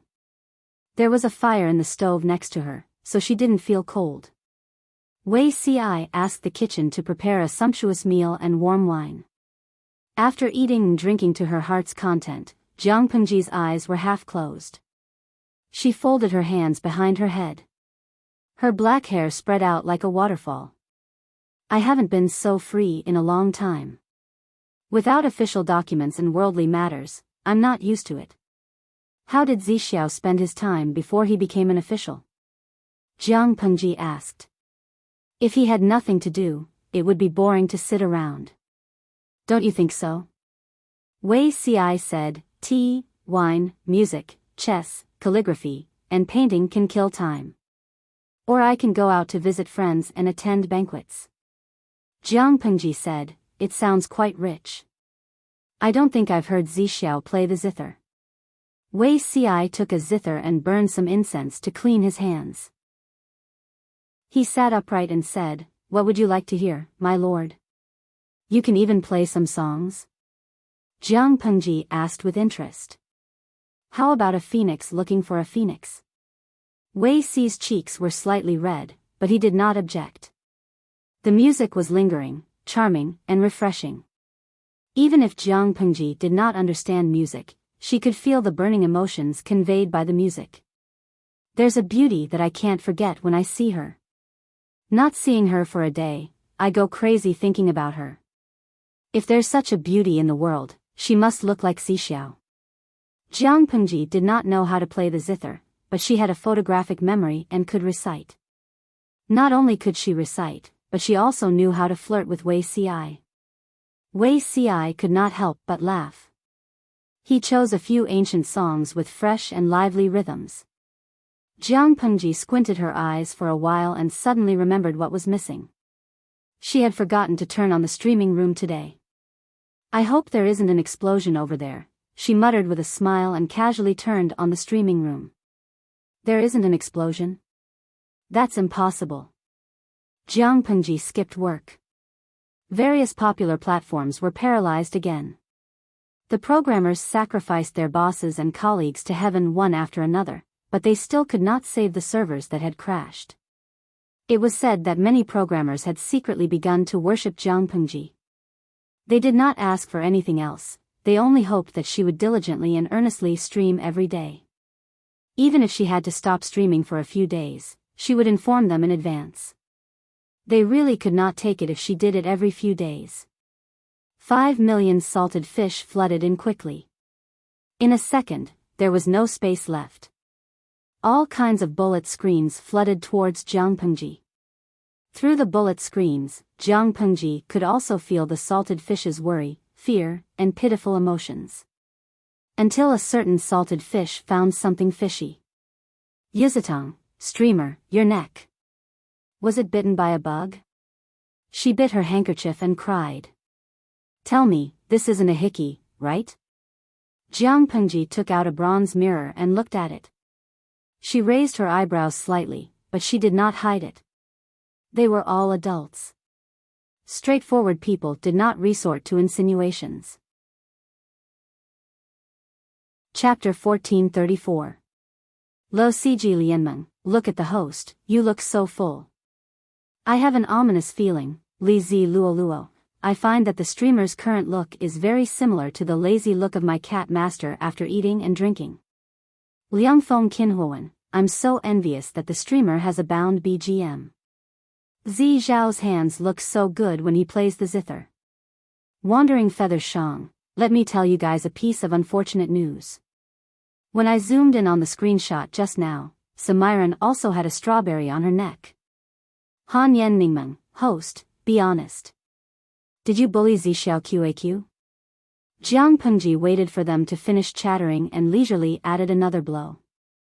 Host V, what else? There was naturally a reason why he started the live broadcast so late today. The group of salted fishes suffered critical damage. Heartache, falling out of love twice in one day. The goddess that he admired and the Prince Charming that he liked had an affair. The salted fishes turned their grief and indignation into motivation, and a huge amount of resentment surged through the network, instantly crashing the servers that had just stabilized with great difficulty. Programmer Ape, the coder Ape and the boss, who had been sacrificed to the heavens, died with everlasting regret. Jiang Pengji was about to mock him mercilessly when her private chat rang. The system notified her that she had not received an email. What did the old general send her this time? Jiang Pengji felt that she was playing the traveling frog version of the old chief because he would bring her local specialties from different places every few days. Of course, she didn't dare to let the other party know about this. Otherwise, who would buy for her in the future? This ancestor had to be worshipped. She went to the Honeycomb Express storage cabinet and found some strange medicines with strange names inside. Your Abba, I've been to a new place for the past 2 days.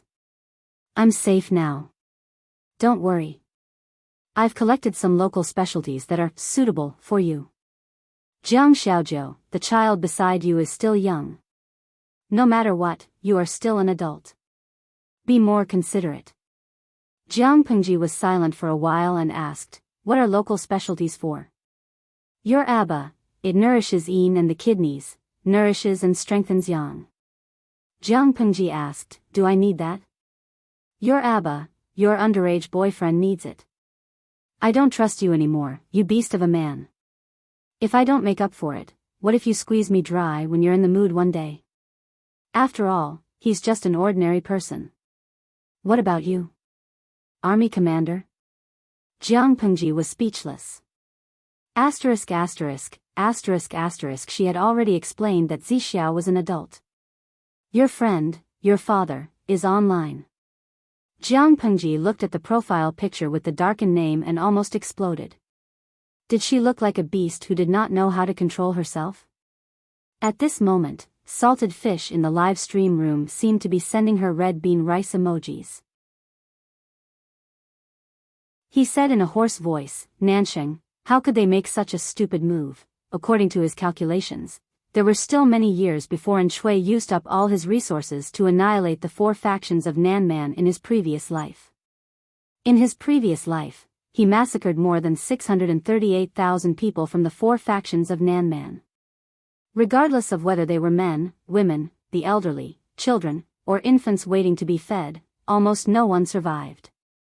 In this life, it was even more tragic. There were more than 1,000,000 of them. Was the Nanxing Alliance army crazy? The 4 factions of Nanman had extraordinary combat power. There were more than 1,000,000 of them. How could they let the Alliance army win so easily? Qiguan Rang said, "The heavens did not grant them their wish." An extremely terrifying epidemic broke out in the territory of Nanman. There were countless deaths and injuries. There was not even a tenth of the young fighting power left. Whether it was Qiguan Rang or Wei Ci, they did not think that this epidemic was deliberately planned by someone. The strong bodies of the Nanman tribesmen could not withstand the torment of the epidemic. At first, they could still hold on, but as time went on, there were countless deaths and injuries. It was said that at its worst, more than 10,000 young men died in a day. Wei Ci asked, "Epidemic? What about the Alliance army?" When the 2 armies fought, the 4 factions of Nanman suffered.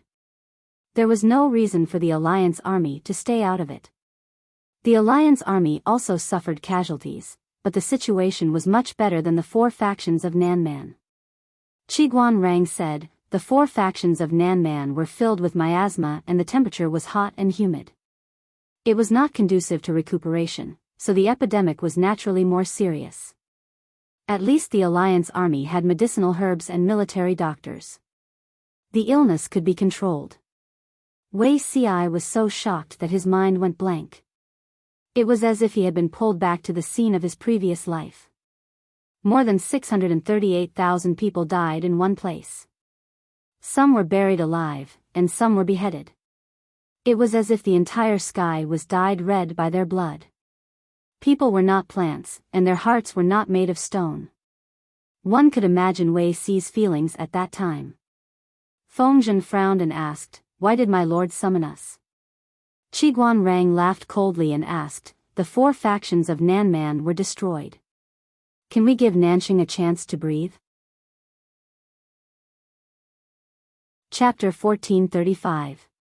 When Qiguan Rang and the other 2 arrived at the meeting hall, most of the people had already arrived. The 3 of them saluted and took their respective seats. Wei Ci was still absent-minded, his face slightly pale. Jiang Pengji frowned slightly. If there was nothing important, Wei Ci's sense of responsibility would not be distracted in an official setting. She looked around and confirmed that all her confidants were present. Jiang Pengji then cleared her throat and told them the reason for the emergency meeting. "We received an urgent secret letter from Nanxing this morning. The Alliance army of Nanxing has conquered the hinterlands of the 4 tribes and captured more than 1,000,000 people. After a discussion among the Alliance's feudal lords, they unanimously agreed to massacre the barbarians of the 4 tribes."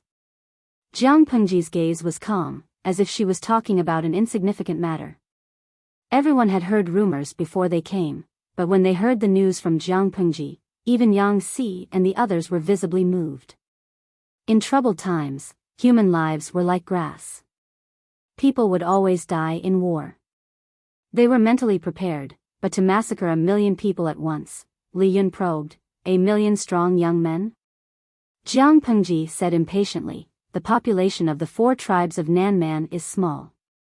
After 10 years of chaos, how can there be 1,000,000 strong young men? If there were 1,000,000 strong young men, they would have wiped out the alliance army of Nanxing long ago.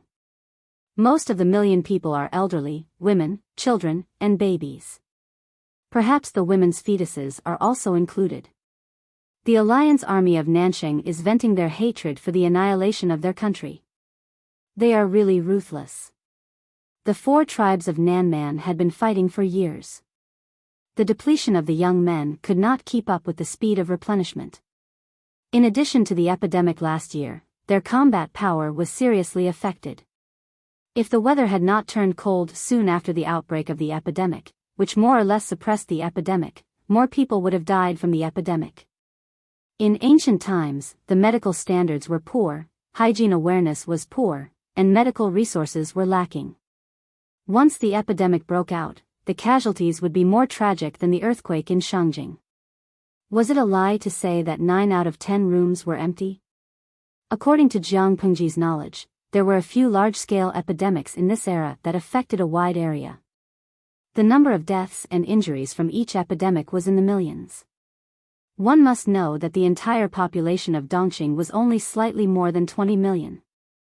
Qiguan Rang frowned and said, even if it's the hatred for the annihilation of the country, the method of massacring the entire tribe is really ruthless. Hundreds of years ago, wars and massacres were common, but with the passage of time, massacres were no longer common. No one would say how many people were killed during a war, but after many victories, very few people would continue to kill captives, unless they ran out of rations. Under normal circumstances, the victorious side would demote the defeated captives into slavery and sell them as human slaves or use them as cheap labor. Most of the captives mentioned above referred to soldiers who had participated in the war but had been defeated. However, the captives that the Nanxing alliance had slaughtered were mostly the elderly, the weak, women, and children. Don't say who is ruthless. In my opinion, the Nanxing alliance and the 4 factions of Nanman are jackals of the same tribe. Jiang Pengji snorted and said, when the 4 factions of Nanman massacred the people of Nanxing, I didn't see them show any mercy. Similarly, in the early days of Nanxing's establishment, in order to prevent Nanman from rebelling, they captured hundreds of thousands of Nanman tribesmen to be forced into servitude as soldiers. More than 200,000 died of exhaustion and in battle. Nanxing also claimed to be the suzerain of the 4 tribes of Nanman. They used their powerful troops to force the other side to pay tribute. They collected 9 out of 10 taxes and sent troops to suppress them several times. They slaughtered no less than 100,000 Nanman people. This is all bad debt. In the early days of Nanxing's establishment, how many gentry relied on the blood of the 4 tribes of Nanman to enrich their own pockets? They forcibly captured them as slaves and gave them the least amount of food to do the heaviest work. They didn't treat them as humans, but as beasts that could talk. Wasn't the hatred that the 4 tribes of Nanman had for Nanxing also forced out by these people? After the 4 tribes of Nanman became powerful, they destroyed Nanxing. The feudal lords of Nanxing then joined forces to counterattack Nanman until they decided to slaughter millions of people and exterminate their entire tribe. I don't mind exterminating an entire tribe, but don't use the righteous banner of revenge. Do you really think that you are so clean? Among the feudal lords of Nanxing's alliance, how many of their ancestors had enjoyed the sweetness of the blood of the 4 tribes of Nanman? Jiang Pengji felt that this group of people was also interesting. They were very good at using double standards.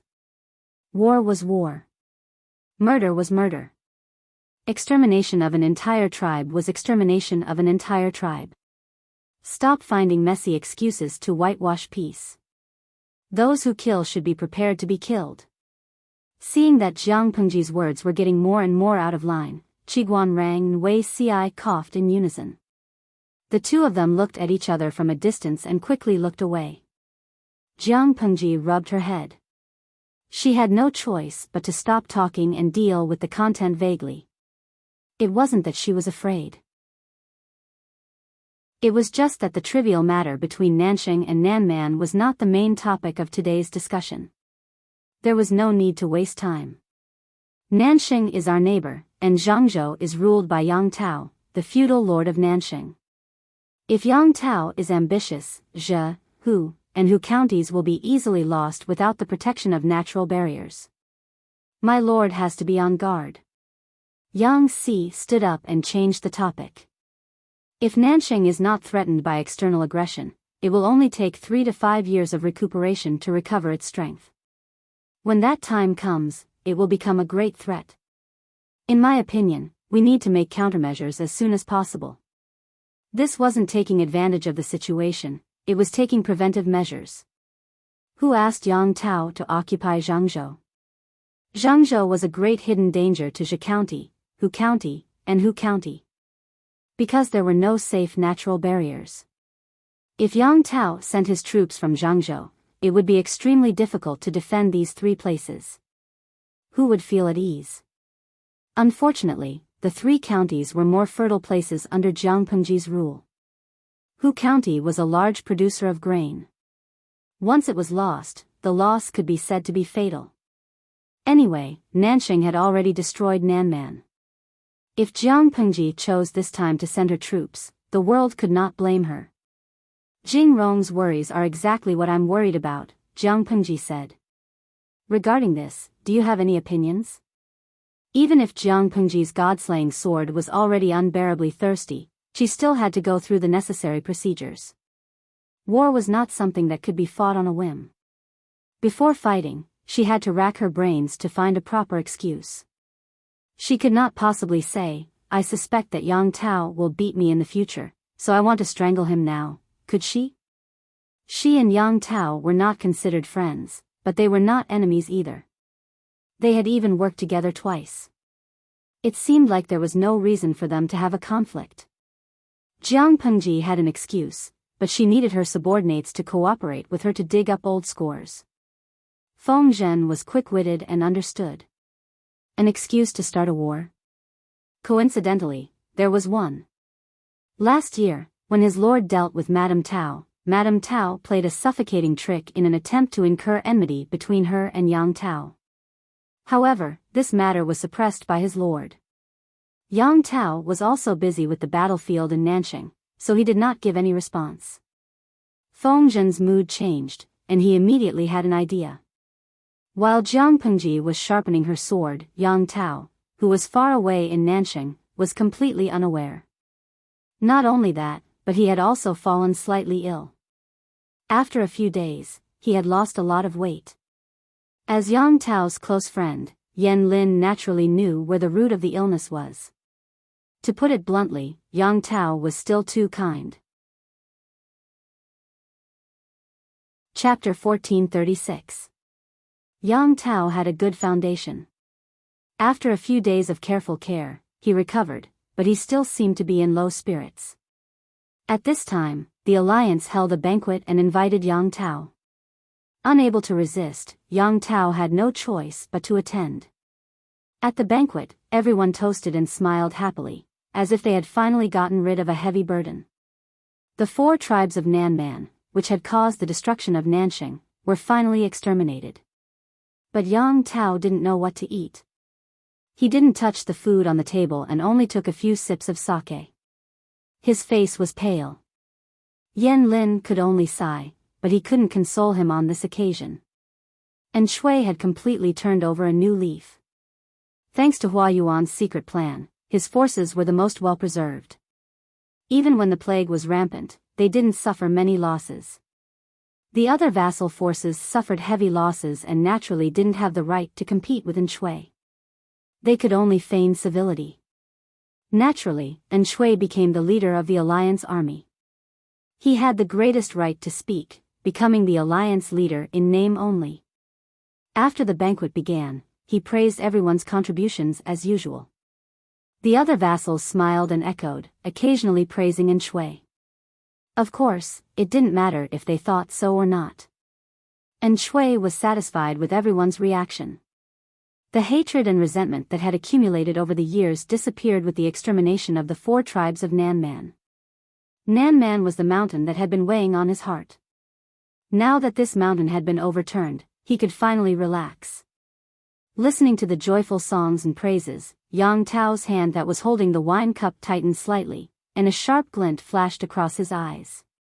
Yan Lin and Yang Tao grew up together and naturally knew each other's temperament. He quickly tugged at Yang Tao's sleeve, his eyes full of disapproval. Yang Tao always listened to his best friend. He could only bear with it. In anger, he raised his chin and downed the wine in the bottle. Seeing this, Yan Lin heaved a sigh of relief. He motioned for the maid to fill up Yang Tao's wine bottle. In this situation, it was better to just get Yang Tao drunk. Unexpectedly, and Shui didn't have any tacit understanding. Seeing Yang Tao downing cup after cup, he smiled and raised his cup. Here, I would like to propose a toast to you. If you hadn't trained your troops well and fought bravely, we wouldn't have been able to conquer Nanman so easily.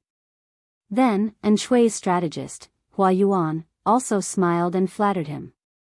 Hearing Hua Yuan's words, Yang Tao, who had been drinking his sorrows, exploded like a firecracker. He snorted coldly and suddenly threw the golden bronze wine goblet at Hua Yuan. If Hua Yuan had not subconsciously tilted his head to avoid it, the wine goblet would have definitely smashed into his face. Everyone was startled by this turn of events. The dancers in the camp also stopped and trembled. With a clang, the wine goblet fell to the ground and made a huge noise. Hua Yuan was able to avoid the wine bottle, but the sake in the wine bottle was not so easy to avoid. Hua Yuan's wine was splashed. Yang Tao stood up angrily, gritted his teeth, and said, "What qualifications do you have to mention my father? You've insulted his wisdom." The crowd was stunned again. Hua Yuan had not said anything bad about Yang Jian just now.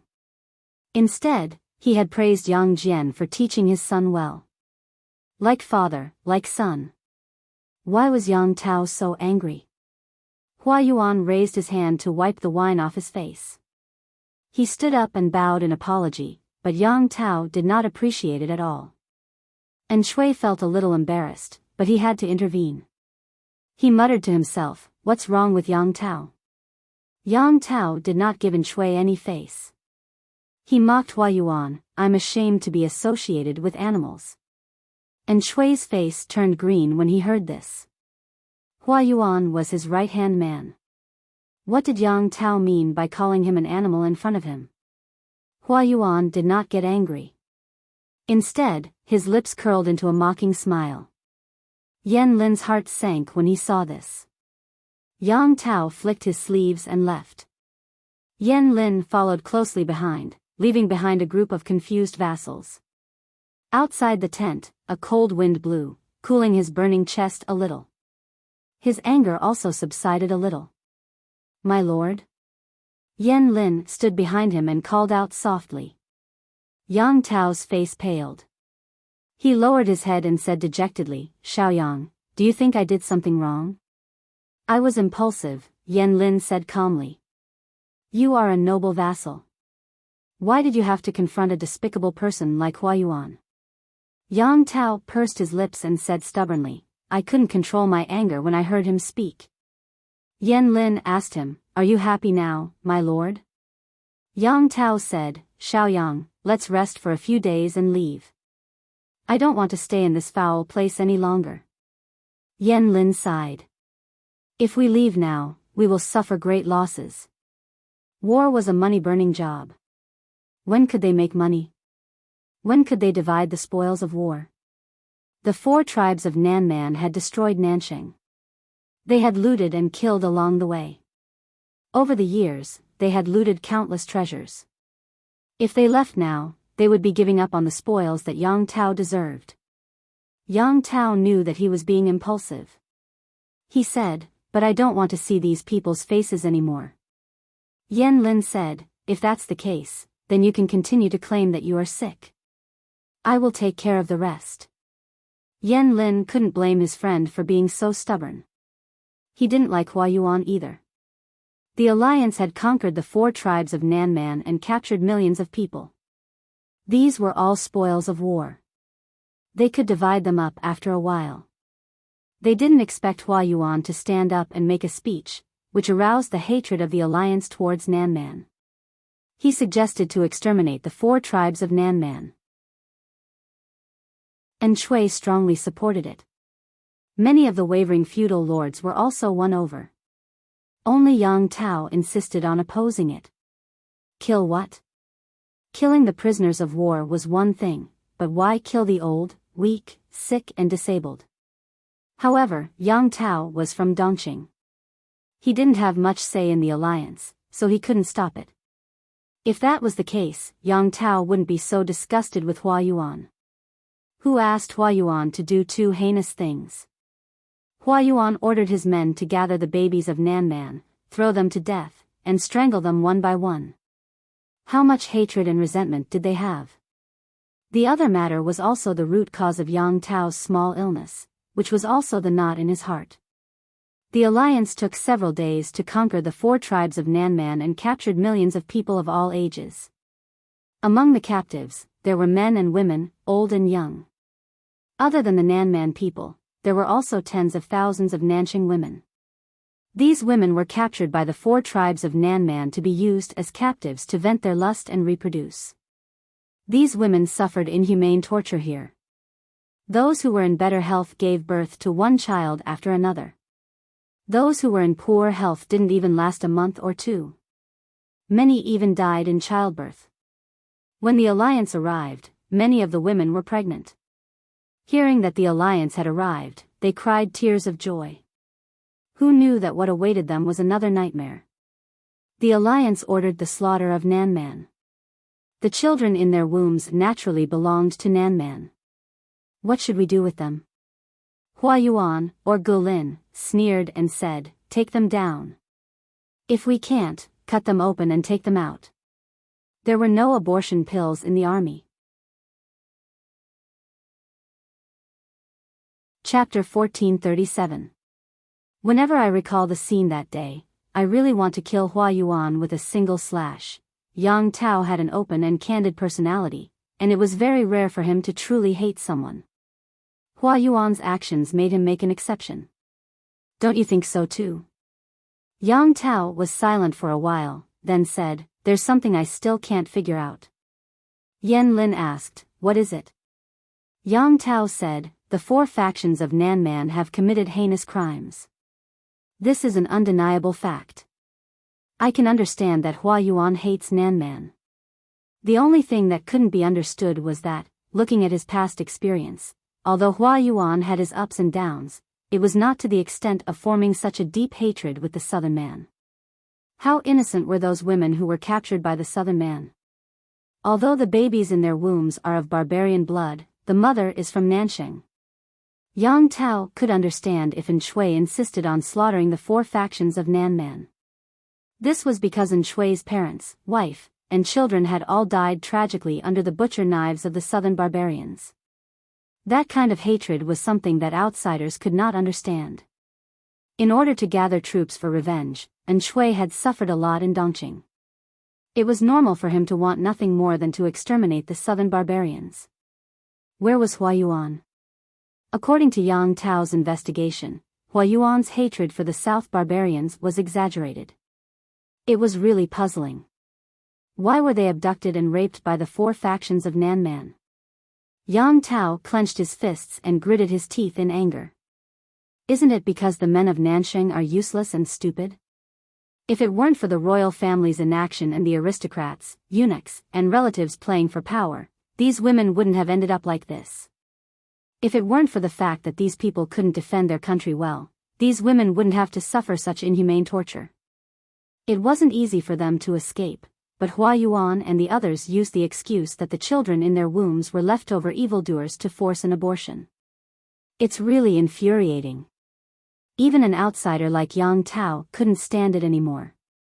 Taking 10,000 steps back, if the flower abyss really couldn't tolerate people of the southern barbarian bloodline, why couldn't they deal with them after they gave birth? If she forced an abortion, the child in her womb would definitely die, and the mother would not be able to survive either. The barbarians of the 4 factions of Nanman deserved to die, but how innocent were these women? Every time Yang Tao recalled the situation that day, he always felt that something was stuck in his heart, making him feel uncomfortable all over. Yan Lin said thoughtfully, "We'll leave with our troops once we're done with our business." Yang Tao nodded. He was no longer a child. He couldn't give up the spoils of war that the entire army had risked their lives for just because of one person's temper. "Xiao Yang, I'm a little worried about Xiao Yin," Yang Tao said. "Hua Yuan and Xiao Yin don't get along. Hua Yuan is so violent, I'm worried." Lu Zheng and Hua Yuan were both advisors under Enchui's command. Even if their political views differed, Hua Yuan wouldn't go so far as to kill them. Yan Lin laughed. "No matter what, Lu Zheng is Master Yuanjing's favorite student. You don't have to worry about him, my lord."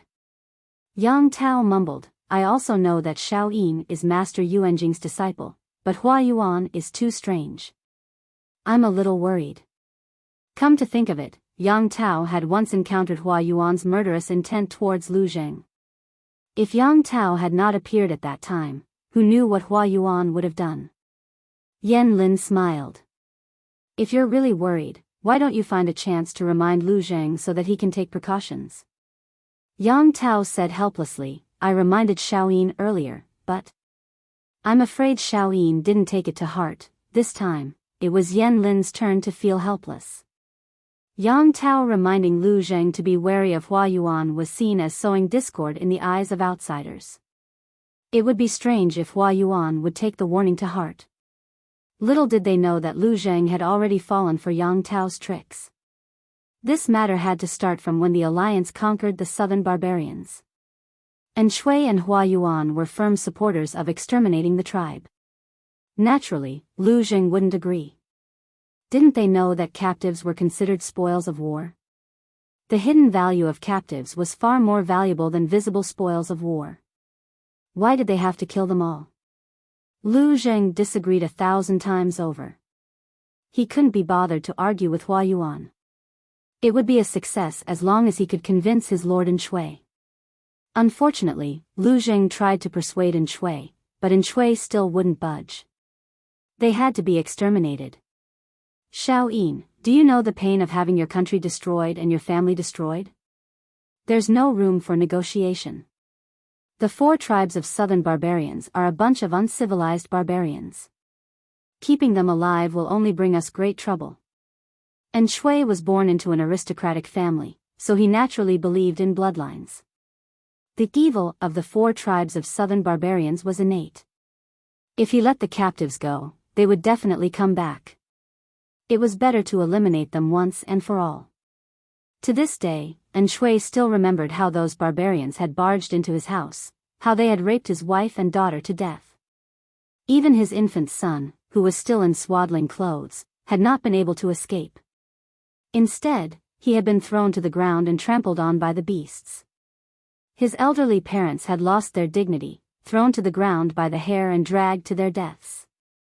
His wife, concubines, and servants, none of them had been spared. The first half of Enchui's life was comfortable and happy, but when disaster struck, he would suffer. Lu Zheng's motive was profit. After weighing the pros and cons, he chose to keep the captives. Enchui knew what he was thinking. However, Enchui didn't need these benefits. He only wanted the 4 tribes of southern barbarians to pay the heaviest price for their bloody deeds. Exterminating the southern barbarians was Enchui's motivation for living. It was also an important mission that he had to complete for the rest of his life. No one could persuade him otherwise. Therefore, Enchui stood his ground and handed the extermination of the tribe to Hua Yuan. He knew that Hua Yuan was of the same mind as him. Lu Zheng was extremely disappointed. He didn't pay attention to his surroundings on his way back. Halfway there, a black shadow suddenly dragged him into a nearby tent. This person was terrifyingly strong. No matter how Lu Zheng struggled, he couldn't break free from the other party's grip. The other party covered his mouth and nose with one hand and strangled his neck with the other. The force was so strong that it seemed like it was going to break his neck. Lu Zheng struggled with all his might and finally saw the person's face. It was Hua Yuan. Realizing this, Lu Zheng struggled even more violently. He used all his strength to hook the brazier in the tent with the tip of his foot. The noise attracted the patrolling soldiers. What happened? The soldier was about to open the tent to check when Hua Yuan's angry and sinister voice shouted at the soldier to leave. Lu Zheng took the opportunity to push Hua Yuan's hand away. He rolled to the side of the tent and took out a large knife. His chest heaved violently. You. Who are you? Lu Zheng coughed twice. The lack of oxygen and suffocation made his limbs weak. His head swelled and hurt. But he didn't dare to let his guard down. Instead, he pointed the tip of his knife at Hua Yuan, afraid that this lunatic would try to kill him again in the next second. Yes, Lu Zheng was very sure that Hua Yuan had really wanted to kill him just now. Seeing this, Hua Yuan revealed a sinister and cold smile. Whether it was his expression or temperament, he was very different from the Hua Yuan that Lu Zheng knew. Could it be, this lunatic was acting up again? Chapter 1438. Hua Yuan's voice was trembling and crazed. How could he still maintain his usual calm demeanor? Lu Zheng's eyes were red from the pinching, and he asked again, unwilling to give up. What kind of monster are you? You're not Hua Yuan. This was too strange. This was scarier than being possessed. Even though they knew that Hua Yuan was crazy, he had been acting normally for a long time, and no one took it seriously. They never expected that Hua Yuan would want someone's life the moment he acted up. Of course I'm not that idiot. Hua Yuan sneered. I'm Gu Lin, the son of the former Tiger General Gu Chun. Tiger General Gu Chun? Lu Zheng was stunned. He couldn't remember who this person was. He didn't know much about Nansheng. It was limited to the current feudal lords and the history of their ancestors. Gu Chun was a figure before Nansheng was destroyed. Because the cause of his death was taboo, almost no one mentioned his name. I'm warning you again, don't stop me. Otherwise, I don't mind making An Shui lose his right-hand man. Lu Zheng's eyes widened, and his nerves tightened. What's so good about killing the southern man captives? Just for revenge? This person had no sense of the big picture. In reality, Gu Lin didn't have that. He didn't care about An Shui at all. To Gu Lin, who was born in a military family, An Shui was an ignorant and incompetent son of a noble family. It didn't matter to him whether An Shui lived or died. He only wanted revenge. What else? Gu Lin sneered. If it wasn't for revenge, why would I put up with you idiots? You have a grudge against the southern man? Lu Zheng didn't know about the split personality. This Gu Lin was just a figment of Hua Yuan's imagination. He thought Gu Lin's soul had possessed him. Of course there's a grudge, and it's a blood feud. Gu Lin sneered. You're lucky this time. If you interfere again, I guarantee you won't even know how you die. Don't even think about getting that useless An Shui to help you. His hatred for the southern man runs deep. Lu Zheng's lips turned pale in fear. He had seen a ghost in broad daylight. After Gu Lin had left for a while, Lu Zheng finally loosened his grip on his saber. The saber fell to the ground with a clang. Among the allied forces, not everyone wanted the southern barbarians to be exterminated, but it was undeniable that they were all afraid of the potential threat of the southern barbarians. In the past, Nanman was also suppressed by Nansheng to the point where they couldn't even lift their heads. They exploited them whenever they wanted and suppressed them whenever they wanted. They were as weak as chickens. Who would have expected that after a few decades, the four factions of Nanman would engulf the entire Nansheng land with a raging fire? The gates of the imperial capital were forcibly blasted open, the royal family was slaughtered, and almost no one was left alive in the city. It didn't matter if you were a noble aristocrat or a lowly child beggar. Under the butcher's knife of the southern barbarians, only a wronged soul was left. In troubled times, everyone was wronged. Even if their rationality told them that they should keep the captives and exploit them for their labor, their emotions were more inclined towards exterminating the entire clan. After destroying the southern barbarians, they would be completely free of worries. Hua Yuan fanned the flames, and Enchui's attitude was firm. Those who were on the fence also changed sides. No matter how much Lu Jing objected, it was useless. Who would have thought that Hua Yuan, who was used to being so shameless, would actually be able to do something even more outrageous? When Lu Jing heard that Hua Yuan didn't even spare a pregnant woman's fetus, he was completely enraged. Without another word, he picked up his sword and went to find Hua Yuan. His aggressive manner made it so that no one dared to stop him. Lu Jing held the scabbard in his left hand and the long sword in his right. He waved away the soldiers who tried to stop him, pointed his sword at Hua Yuan, and scolded, "Are you still human? All the books you've read have gone to waste. You're practically a beast. Do you understand what a beast is?" Lu Jing didn't come from a good background. He could usually restrain himself, but once he was enraged, all manners and self-restraint were thrown aside. Those women and children are so innocent. If you want to fight a war, then fight a war. If you want to kill a pregnant woman from your own country, then kill her. I really want to kick this person's head. Hua Yuan sneered and took a step back. Gulin instantly switched online. They're not innocent if they're carrying a vile spawn. If you don't pull out the roots, there will be endless trouble in the future. Don't you even understand this? Lu Zheng was so angry that his eyes were bloodshot. The person in front of him didn't have the slightest intention of repenting. Who gave him the courage to say that? These women are innocent women who were captured by Nanman. They're all women of Nansheng. They've already suffered misfortune. Not only do you have no compassion, but you're also so vicious. Lu Zheng was so angry that his hand holding the sword trembled. How are you any different from a beast by doing this? Gulin laughed. Everyone has their own fate. Lu Zheng was completely enraged when he heard this. He raised his sword and prepared to kill. Let's see how I stab this bastard to death today. Everyone has their own fate.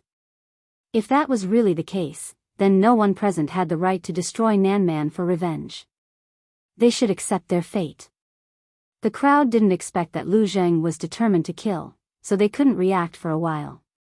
By the time they reacted, Gulin had already snatched the sword from Lu Zheng's hand with his excellent skills. Lu Zheng had martial arts skills, but he was no match for Gulin. Just when he thought that his life was over, Gulin, who had revealed his murderous intent, suddenly shivered. All of you, leave. I'll have a good talk with this person. The crowd looked at each other. Because of Hua Yuan's power, they had no choice but to leave the tent. Lu Zheng asked him with a sneer, "What tricks do you want to play now?" Hua Yuan raised his hand to touch his chest. In front of Lu Zheng, he lifted the hem of his shirt to touch his crotch. He looked as if he had been struck by lightning. Lu Zheng was speechless. Hua Yuan said, "You may not believe it. I'm Lu Shi. I don't know how I became like this." Lu Zheng was speechless. Only a ghost would believe this. Gulin is a dead man. It's possible that his soul has possessed a living person. Lu Shi is a living person, and he's living well in Dongqing. Hua Yuan sighed and sat down on the mat. He said in confusion, "This isn't the first time. I woke up several times to find myself in a strange place. When I asked others, they all said that Lu Shi, the Duke of Lanting, is in Dongqing. If that's the case, who am I?" Lu Zheng looked at the person who wanted to kill him a few breaths ago, but now looked so kind. He immediately accepted his incompetence. He took a deep breath and said, "Don't pretend to be crazy." Hua Yuan sat on the mat casually, but he was not angry at Lu Zheng's offense. He smiled and said, "Every word is true. When did I pretend to be crazy? If you don't believe me, you can ask me and see if I'm Lu Shi." Lu Zheng saw that he was upright and had no intention of avoiding the question. He hesitated. Hua Yuan had lost his mind and was not clear-headed. After Lu Zheng asked a few questions and Hua Yuan answered fluently, Lu Zheng became even more uncertain. You're Master Yuanjing's disciple after all. When I was young, I also studied in Langyi for 3 years. We're half-brothers. For the sake of our old friendship, can you tell me what happened? Why did I suddenly become a man?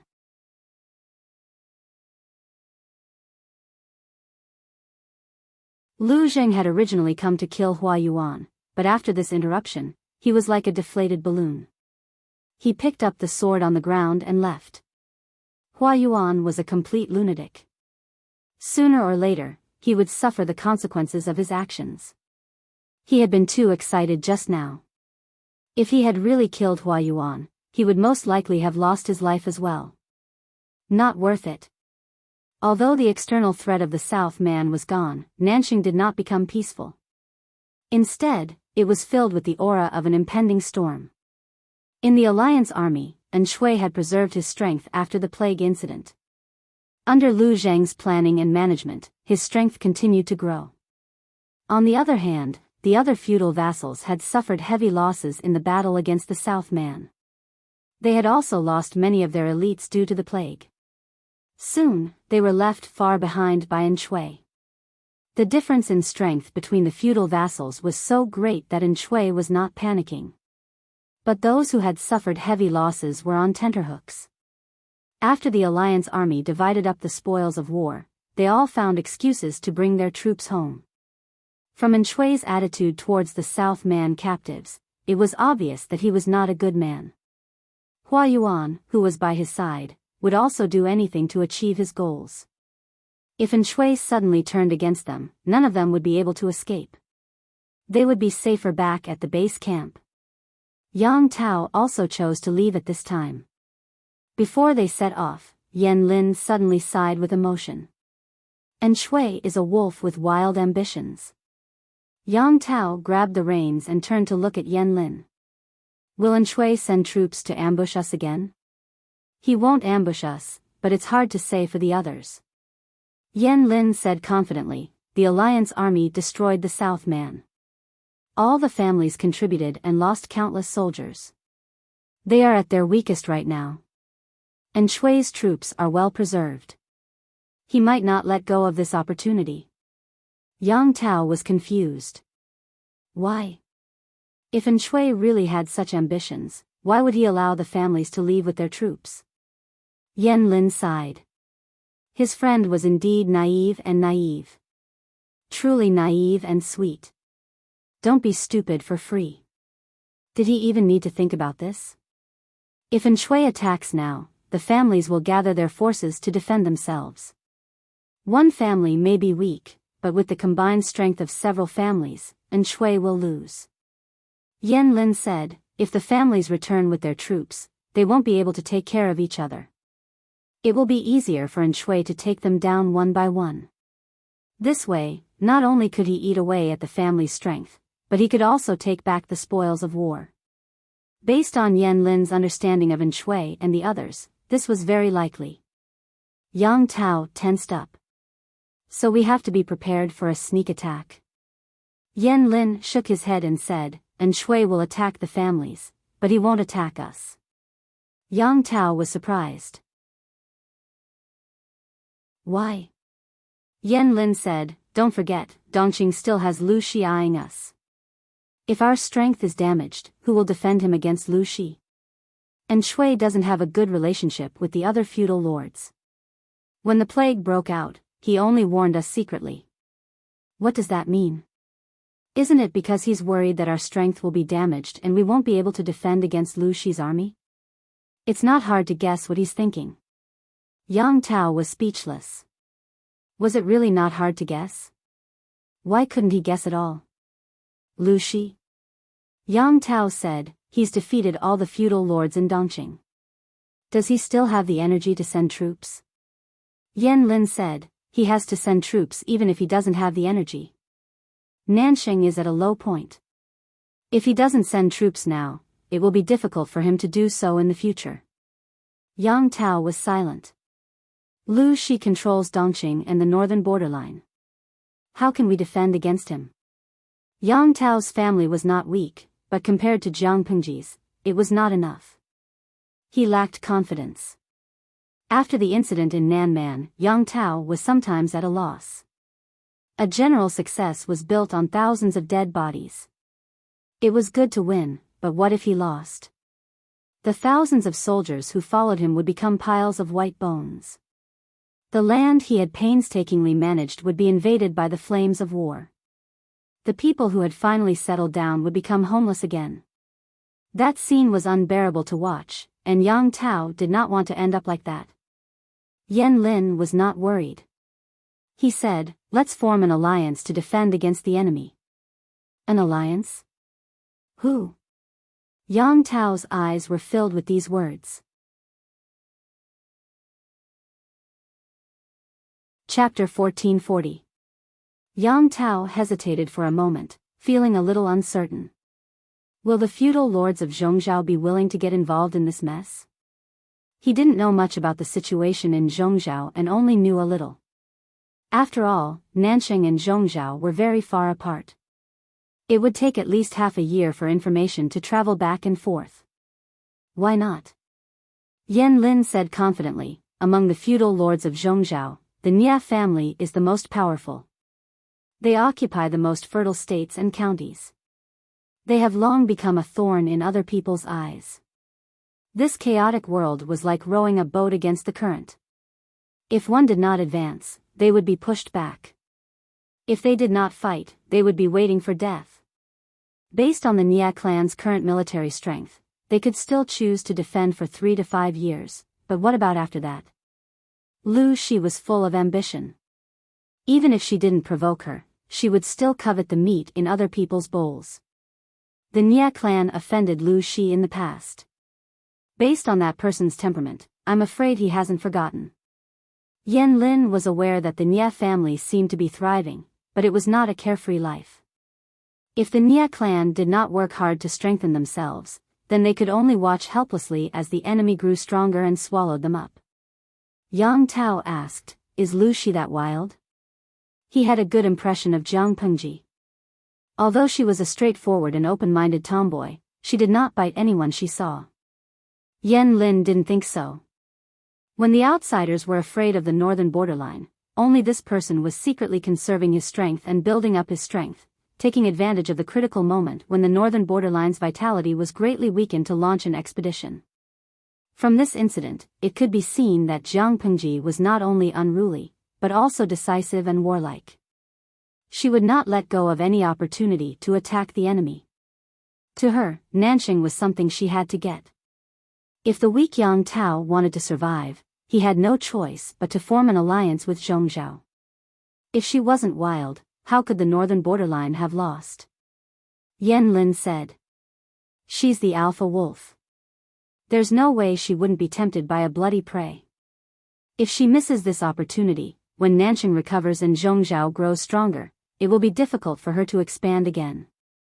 The blood and tears of their predecessors told them that the path of multi-nation coexistence was not feasible, because human ambition was endless, and the conflict between nations was unavoidable. Only by accomplishing true unification could the world be at peace. With Jiang Pengji's temperament, it was impossible for her to satisfy Dongqing. For Jiang Pengji, this was the best opportunity to get involved in Nanxing. To the Nia family of Zhongzhou, wasn't this a good opportunity to expand their territory and get their hands on Dongqing? Right now, Yang Tao could be said to be struggling for survival. If he made good use of this opportunity, he might be the Oriole and become the final winner. Yan Lin's expression was solemn, and his brows were furrowed with worry. Yang Tao knew that his friend was under a lot of pressure, so he didn't disturb him. Yan Lin was sure that there were no ambushers, so Yang Tao wasn't worried that Enchanting would set up an ambush ahead. However, even though Yang Tao was relieved, the other allied forces were not. Just as Yan Lin had said, Enchanting was very ambitious. He took advantage of this rare opportunity to defeat all the feudal vassals one by one. Even though Lu Zheng had a conflict with Shui and had a personal grudge with Hua Yuan, he was still a person who could distinguish between public and private interests. Based on the temperament of the feudal vassals and their subordinates, Lv Zheng accurately predicted the route they would take back with their troops and set up an ambush in advance. The various feudal vassals also had capable people under them. They could see Shui's ambition and knew that this trip home would not be smooth, so they had long been on guard. The first few days were peaceful. They didn't even catch a single suspicious person, let alone an ambush. In the latter half of the journey, a few feudal vassals began to let their guard down, because they were only a day or two away from their territory. They didn't expect an ambush to appear at this time and catch them off guard. That bastard Shui. He went back on his word. After marching for several days, the army was exhausted. They had finally found a place to rest for the night, but the enemy just had to choose this time to launch a sneak attack. Blessings never come in pairs, and misfortunes never come alone. The speed at which the army collapsed was far faster than they had imagined. Only then did they realize that there was an enemy spy in the army. Send the letter quickly. Seeing that the army was collapsing, the feudal vassal made a prompt decision. He sent someone to deliver the news of Shui's sneak attack to his territory. It was obvious that the well-prepared enemy had a comprehensive plan to deal with it. After a night of fierce fighting, countless corpses were left behind. Their comrades who had fought side by side not long ago were either dead souls or captives. Things were far from over. According to Lu Zheng's arrangements, this group of people even stripped the captives of their armor and put it on themselves. Before the news reached the feudal vassals' territory, they used these clothes to disguise themselves as the soldiers of the feudal vassals, using this to trick the city gates. It would be best if they could trick the city gates, but if they couldn't, then they would attack by force. Relying on these methods, Shui's army reaped great rewards, and news of victory came one after another. The same situation played out in different places. Lu Zheng stood behind the scenes and controlled everything, but the successive victories didn't make him smile. Why? He seemed to have been targeted by a lunatic who had lost his mind. What a surprise. Beside him, Hua Yuan, no, Lu Shi, revealed a look of admiration. He said to Lu Zheng, although these feudal vassals aren't very successful and don't have a large territory, they are very cunning. Some of them knew that Shui might betray them and secretly changed the route of the army. Even the planted spies couldn't get this information out, but you know the route of the army like the back of your hand. If it wasn't for his ability to foresee the future, then Lu Zheng was relying on his incomparably precise judgment and analysis skills. Lu Zheng's expression changed slightly. He knew that Hua Yuan's problem of losing his mind was getting worse. In the past, he would occasionally act like an ordinary person, but in the past 2 days, he frequently called himself Lu Shi, and the duration of his behavior was also increasing. Lu Zheng didn't know if this was a good or bad thing. In any case, that savage, Gulin, didn't appear. It should be a good thing. When will Hua Yuan regain his senses? He's the Lord's right-hand man. He can't be absent at such a critical moment. Speaking of this, Lu Zheng got angry. He and Hua Yuan were like fire and water, and this was already known to everyone. Who would have thought that once Lu Shi appeared, he would come to his place every few days, making it seem like the two were on good terms. Even Shui became suspicious. Who wouldn't be suspicious? Not long ago, the two had been fighting and killing each other with swords, but now they could coexist peacefully.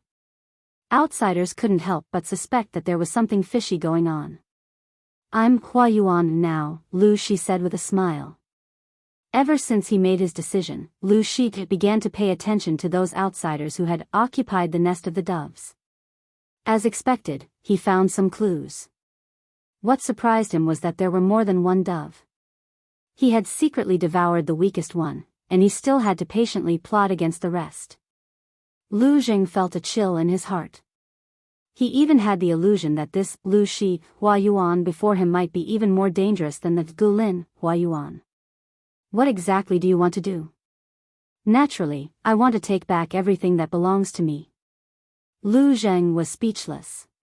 You're seriously ill. Why don't you call the doctor over to prescribe a few doses of medicine for you?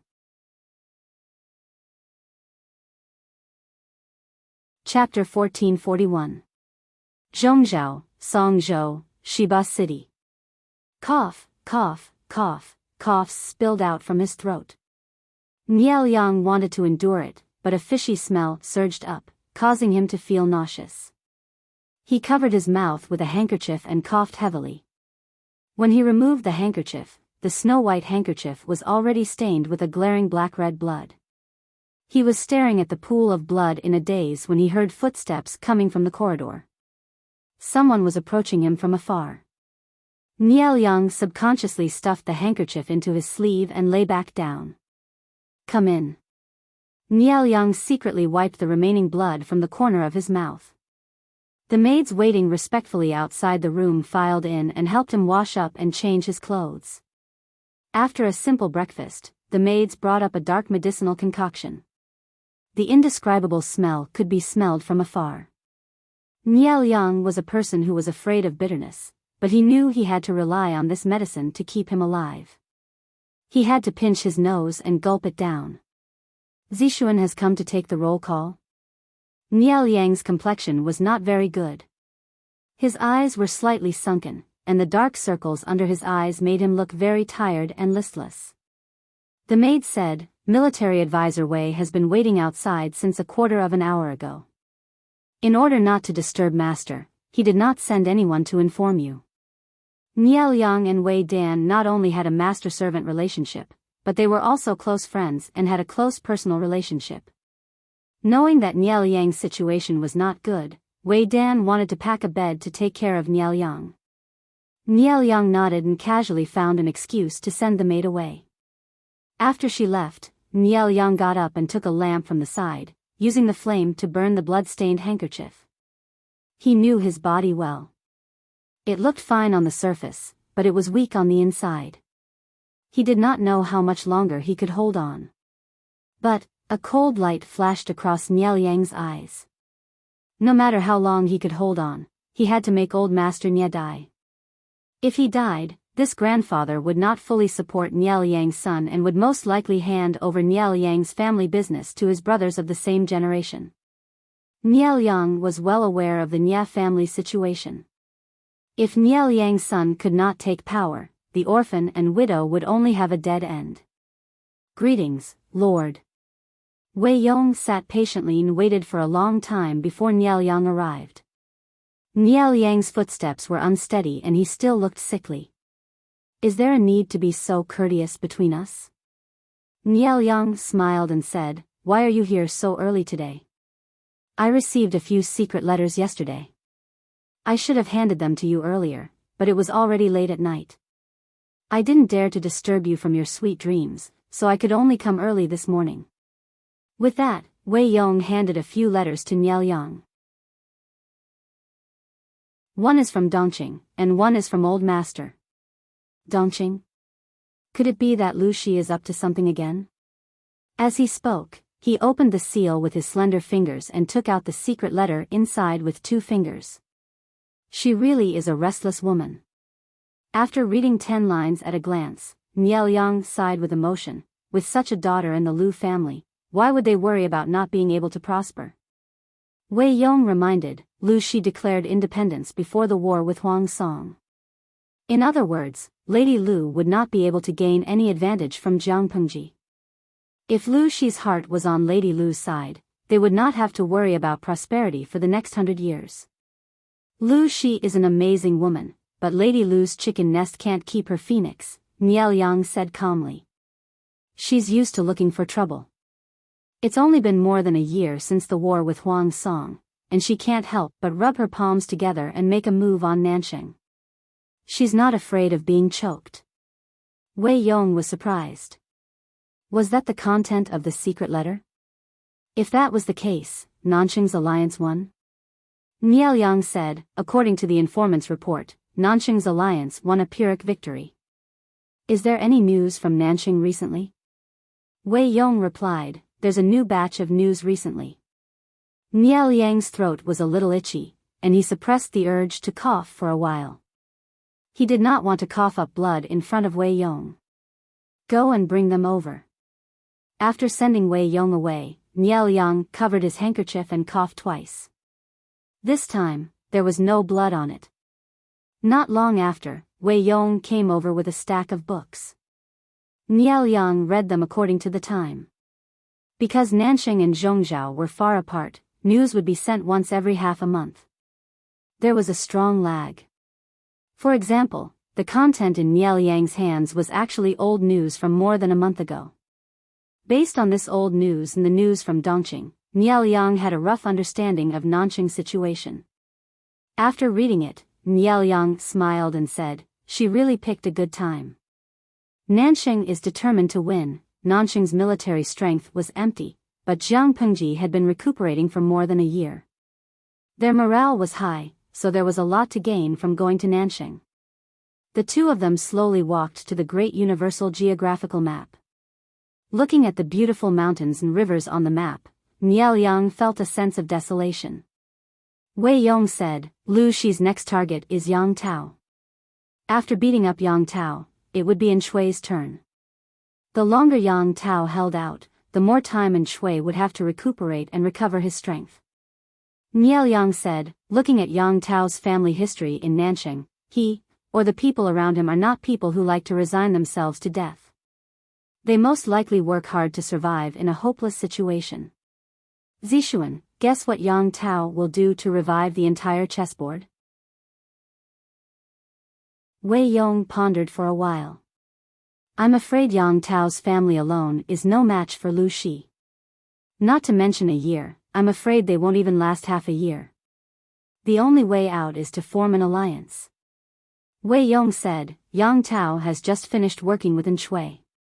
Looking at the latter's actions, he most likely won't get involved in this chaotic battle. It's possible that he'll hide behind the scenes and be the Oriole. From the looks of it, if Yang Tao wants to deal with Lu Shi, he'll most likely choose to send someone to persuade the Lord to form an alliance. After all, Jiang Pengji only had a few neighboring enemies." Niao Yang said, "Most likely so." Wei Yong said, "If Yang Tao really sends someone over, will the Lord agree?" Niao Yang sighed and said, "Do I still have a choice? If he allowed Lu Shi to grow, he would only be raising a mortal enemy for himself. It's better to think of a way to nip her in the bud before she fully matures. If Yang Tao sends someone over, the alliance must be agreed." Wei Yong nodded and agreed with Niao Yang's point of view. However, Wei Yong would never have guessed that Niao Yang was also making arrangements for his death. After finishing the first secret letter, Niao Yang opened the second secret letter. This was from his grandfather. There weren't many words written on the letter. It could be read in one glance. Wei Yong asked nervously, "What instructions does the old master have?" Niao Yang said, "Grandfather still doesn't agree. He says that Dalong is still too young and isn't suitable to be appointed as the successor so early." Wei Yong's face turned green when he heard this. He gritted his teeth and said, "Is the old master sincerely trying to make the Lord unhappy?" Niao Yang lowered his eyes and said, "Grandfather has been awe-inspiring all his life. If he's nearing his twilight years and his grandson seizes power and makes him a mere figurehead, he definitely won't feel comfortable." The Nia family was second to none in Zhongzhou. Their heritage wasn't something that ordinary gentry families could compare to.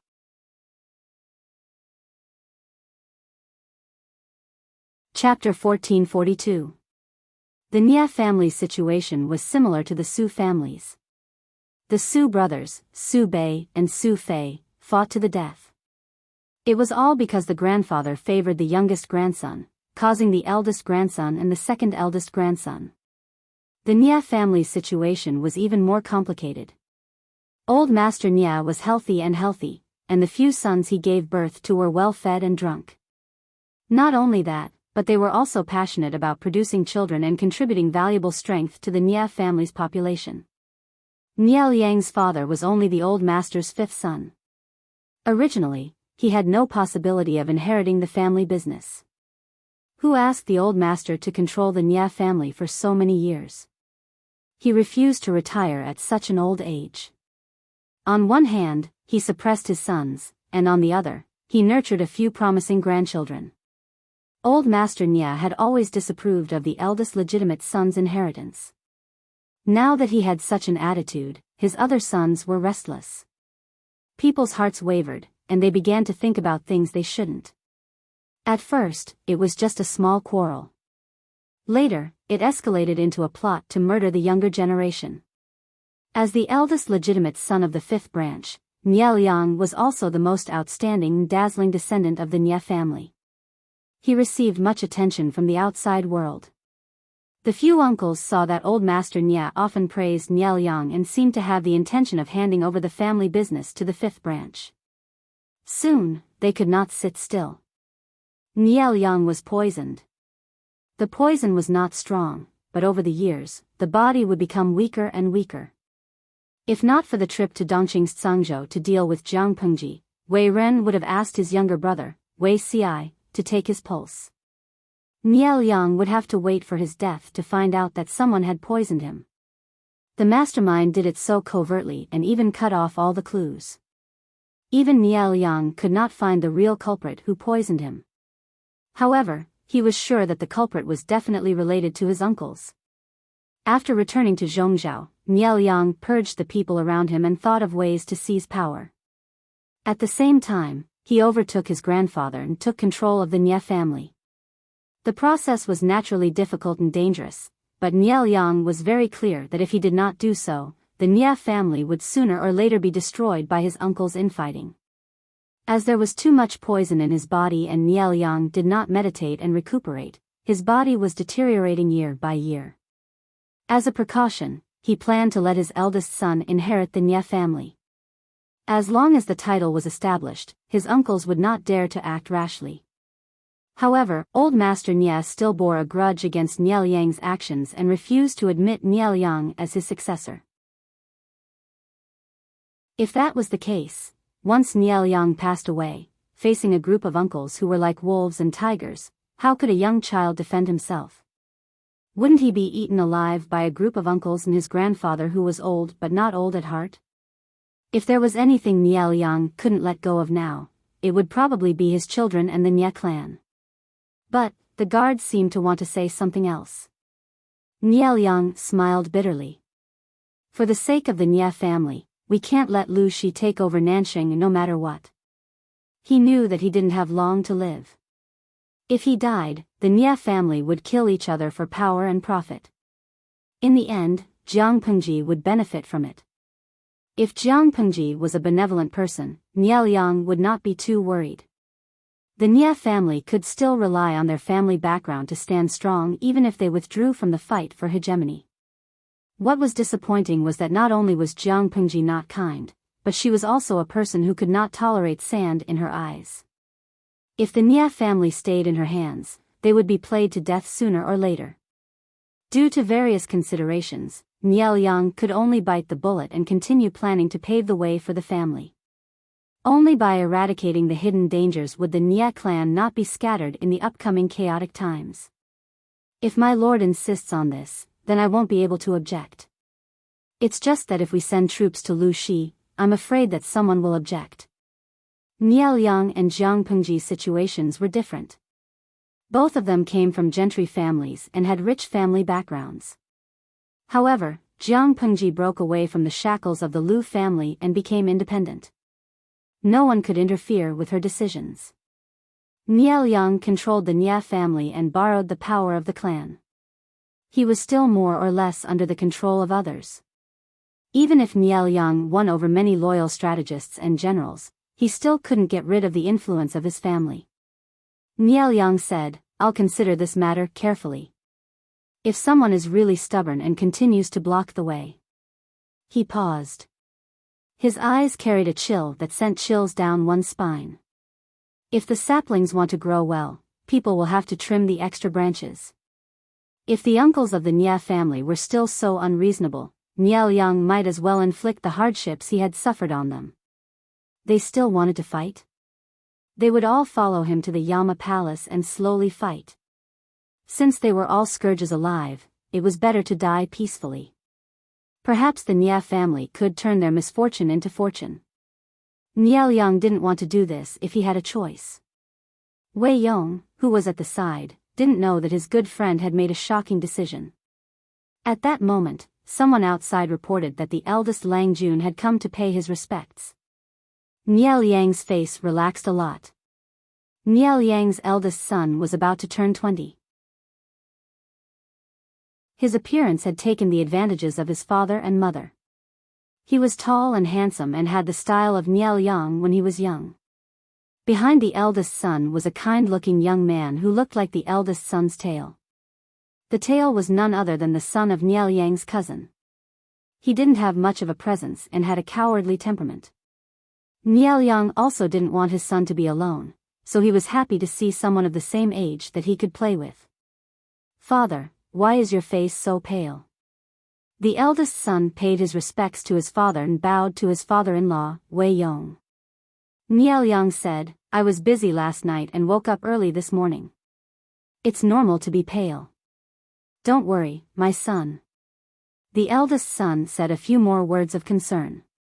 Seeing Niao Yang frown, he stood up and left. From the beginning to the end, the kind-looking nephew didn't get a word in, but he wasn't angry. Little did he know that after the two left, a cold voice rang in his ears. "Niao Yang doesn't have much vitality left. He only has half a year left to live." "Half a year? But he seems to want to help his son get the throne. If he succeeds, won't my previous efforts be in vain? The Emperor's assistance system selects the person with destiny. If you don't have a chance to succeed, will I choose you? Don't worry." "Yang, why are you in a daze?" Niao Yang's eldest son stopped to wait for his cousin when he saw that his cousin didn't move. "Nothing. I'm just a little worried about Uncle. Not only does he look worse than before, but he also lost a lot of weight." Niao Yang's eldest son said, "You're quite close to father. The other brothers don't care about father, but it's good that they didn't say anything behind his back. It was because Niao Yang was so good that he liked to help this cousin. After a while, you and I will be crowned. I wonder what character will father and the others choose." The crowning ceremony was very important for men in ancient times. Choosing a character was also a part of it. After crowning, it meant that one had become an adult.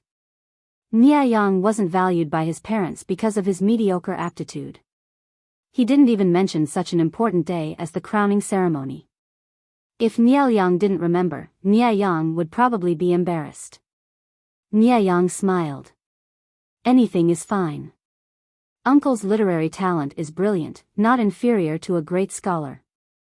Are you still worried about not having a good character?" "That's true." The two of them went to the family school to study together. Niao Yang's eldest son walked in front while Niao Yang was always one step behind.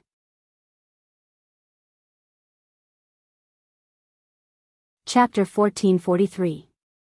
Niao Yang did not know who this self-proclaimed Emperor Assistance System in his mind was. Was it a human or a ghost? Was it a god or a demon? But he knew that its origins were not simple. It saw through Niao Yang's ambitions, and Niao Yang needed its help to realize his ambitions. The two hit it off and worked well together. Niao Yang wanted to stand out and control the Nia family. He wanted to use the Nia family to soar to the throne. However, this goal was too difficult. It would be difficult to achieve without the help of allies. "Can you really help me become an emperor?" Niao Yang pondered the authenticity of these words. He looked gentle and generous. Others thought he was weak and easy to bully, but this thing saw through his ambitions. "It's true. The dragon energy on you is the richest in Zhongzhou. You will definitely become a hegemon in the future." Niao Yang laughed. Although he was ambitious, he did not have much hope. The old master of the Nia family was not dead yet. His sons were still alive and kicking. They were all part of the reincarnation brigade. Who knew how many sons he had? Niao Yang was only one of the 40 or 50 great-grandchildren. How could he stand out from so many people? Unless, those who stood in his way were all dead. Those who survived could not compete with him. You're so confident. I don't really believe you. Nianyang met the system when he was 9. He had been wary of it for the first few years. After spending time with it and it had helped Nianyang a lot, he slowly began to trust it. The two had worked together for more than 10 years. Nianyang trusted this friend more and more. As a nobody in the Nia family, Nianyang knew one thing. If he did not compete, he was destined to be stepped on and never be able to rise again. Since the system said that he had the true Dragon Emperor energy, his future was limitless. Why not fight for his future? If Nianyang wanted to rise, he first had to help the third branch of the Nia family stand out. Then, it would be much easier to deal with the others. After the system's reminder, Nianyang knew that his uncle Nianyang was a talent that could revitalize the Nia family. At the same time, he was also a stumbling block. As long as Nianyang was in the 5th branch, the 3rd branch's chances of winning were slim. Nianyang said, if Nianyang is weak and does not have long to live, will he not be an obstacle? The system gasped. You want to assassinate Nianyang? This was his uncle. Nianyang smiled and said, didn't you tell me that Nianyang is a short-lived ghost and is destined to not live long? But I see that he is in good health, without any illness or disaster, which doesn't seem to match what you told me. I'm not taking his life right away, I'm just letting him follow his destiny. The system did it cleanly. It was 2 years after Nianyang realized that he had been poisoned and the poison had seeped into his bones. To be honest, Nianyang was quite afraid that Nianyang would find out about it. At this moment, he wasn't a match for Nianyang at all, and once he was dragged out, his life would be over. Who knew that the system's abilities were beyond imagination? Even Nianyang couldn't find many clues. Nianyang's plan became even bolder.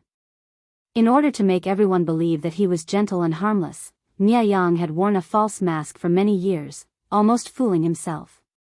He was often bullied by his brothers, and no matter how badly he was bullied, he didn't know how to fight back, and was even used as a knife.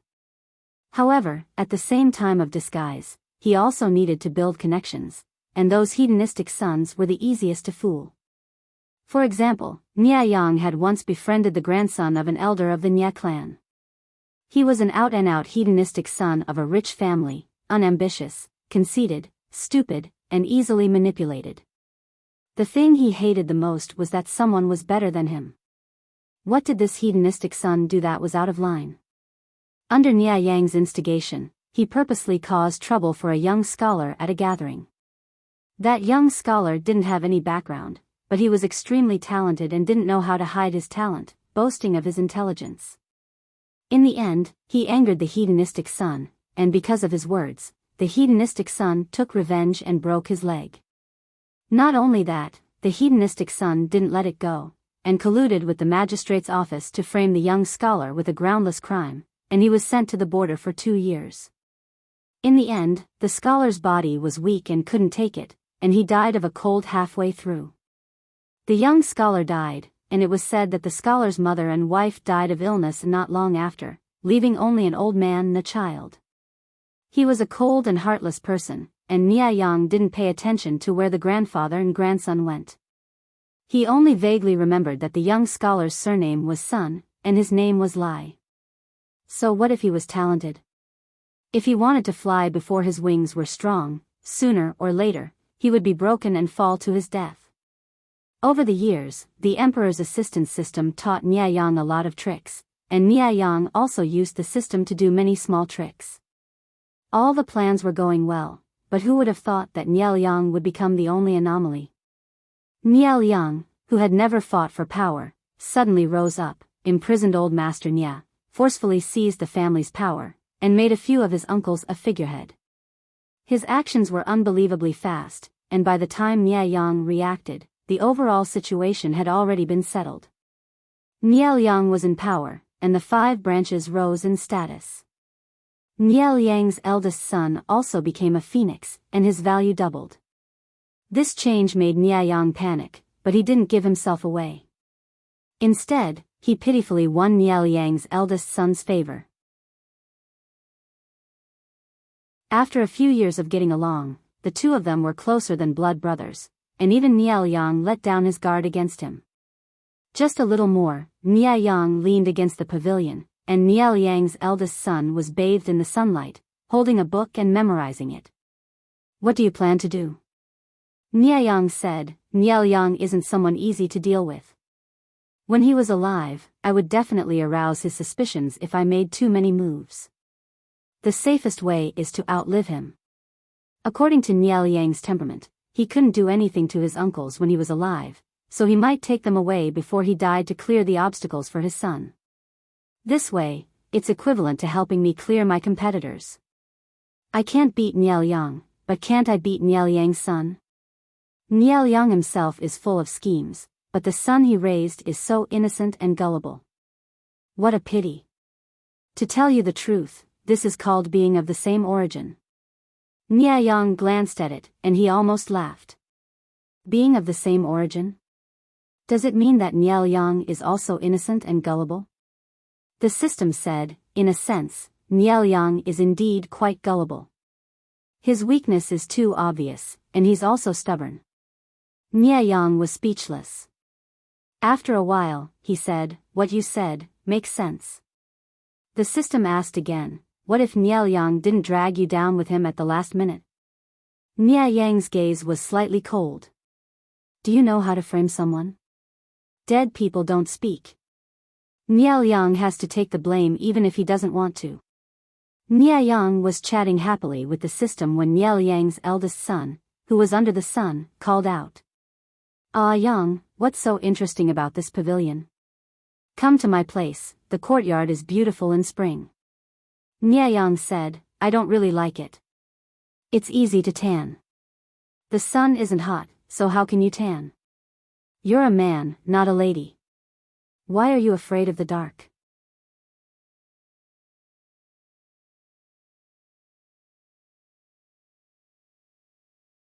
There was a pile of information about Nanxing on the table. He casually flipped through it and sighed. Xiao Yang's plans are truly flawless. And Shui's wild ambition really can't hold back. The allied army of Nanxing had completely collapsed. And Shui defeated the feudal vassals one by one, swallowing them up one by one and expanding rapidly. Everyone in Yang Tao's tent panicked when they saw this. This was a good opportunity. Why didn't the Lord jump out and snatch a piece of the pie from Shui? Shui is ambitious. If he doesn't have Lu Zheng by his side to assist him, I'm afraid he won't be able to achieve anything great. Yang Tao muttered, "It's a pity that Lu Zheng is casting pearls before swine. This Shui isn't a wise ruler. He can only share the hardships but not the joys." Shui had hurt Lu Zheng's heart time and time again. The conflict was getting deeper and deeper. If it exploded one day, Lu Zheng would be devastated. The temporary brain said, "Everyone has their own fate." Yang Tao said, "I don't believe in fate." On the other side, because the information was outdated, when Jiang Pengji found out that Yan Lin had secretly gone to Zhongzhou, she wasn't in a hurry to stop him. "You want to fight 2 against 1 again?" Jiang Pengji said, "How long has Zhangzhou been resting?" Wei Ci laughed. The Nia family of Zhongzhou are not of one mind. It's not impossible for the Lord to fight 1 against 2. Jiang Pengji frowned. She said, "If Zhongzhou gets involved. We have an abundance of troops, but our rations will be very tight. It's better to end the battle quickly. If we are delayed, the situation will be bad. At the end of the day, fighting a war is a job of burning food." Wei Ci said, "Why not wait for the autumn harvest? Zhongguang has made great progress in his research on fertilizers. They will be used for this year's spring plowing." Jiang Pengji said, "Yes, I know." Before they could say much, Jiang Pengji received a booklet. It was signed by Sun Wen. "Zaidao?" Jiang Pengji was puzzled. Ever since Sun Wen entered her camp, apart from the battle at the northern borderline, he had been rooted in the governance and construction of the northern borderline. He usually kept a low profile. He was obsessed with Sun Wen. Other than his grandson Lan Lan and his work, he didn't care about anything else. Suddenly receiving a booklet at this time meant that there was something urgent. Wei Ci said, maybe he has a request. Jiang Pengji opened the booklet and asked, what request? After reading the booklet, she knew what Sun Wen was asking for. He wanted to apply for a job transfer. He's doing well in the northern borderline. Why does he suddenly want to apply for a transfer? Jiang Pengji was surprised. Wei Ci said, Zidao, should be for the Nye family of Zhongzhou. If he hears that the Nye family wants to participate in the war, he won't be able to sit still.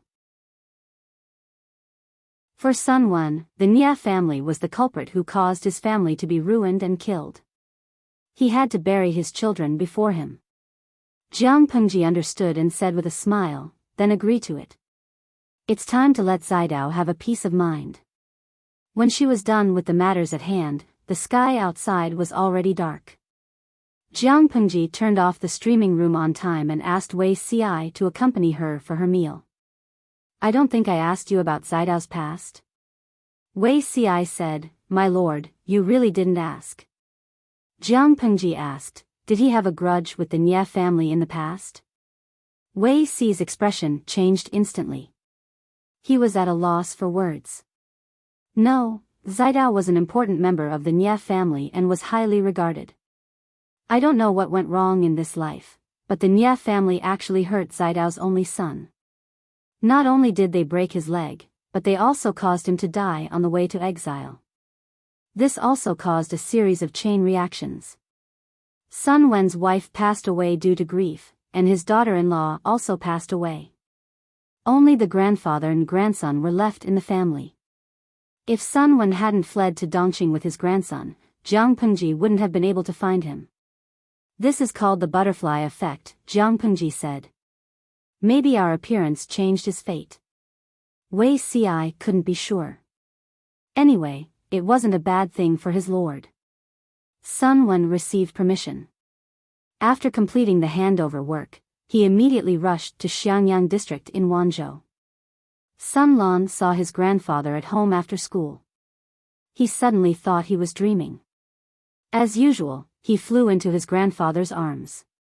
Unexpectedly, his grandfather, who was usually amiable, had a solemn look on his face. Grandfather? Sun Lan looked puzzled. He took the initiative to hold his grandfather's hand and found that his fingers were trembling.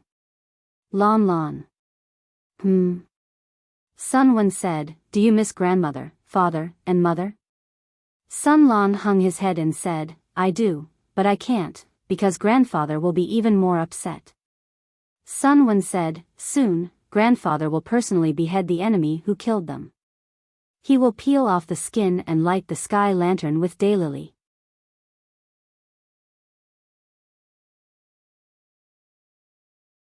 Chapter 1445. Peeling daylily? Lighting the sky lantern?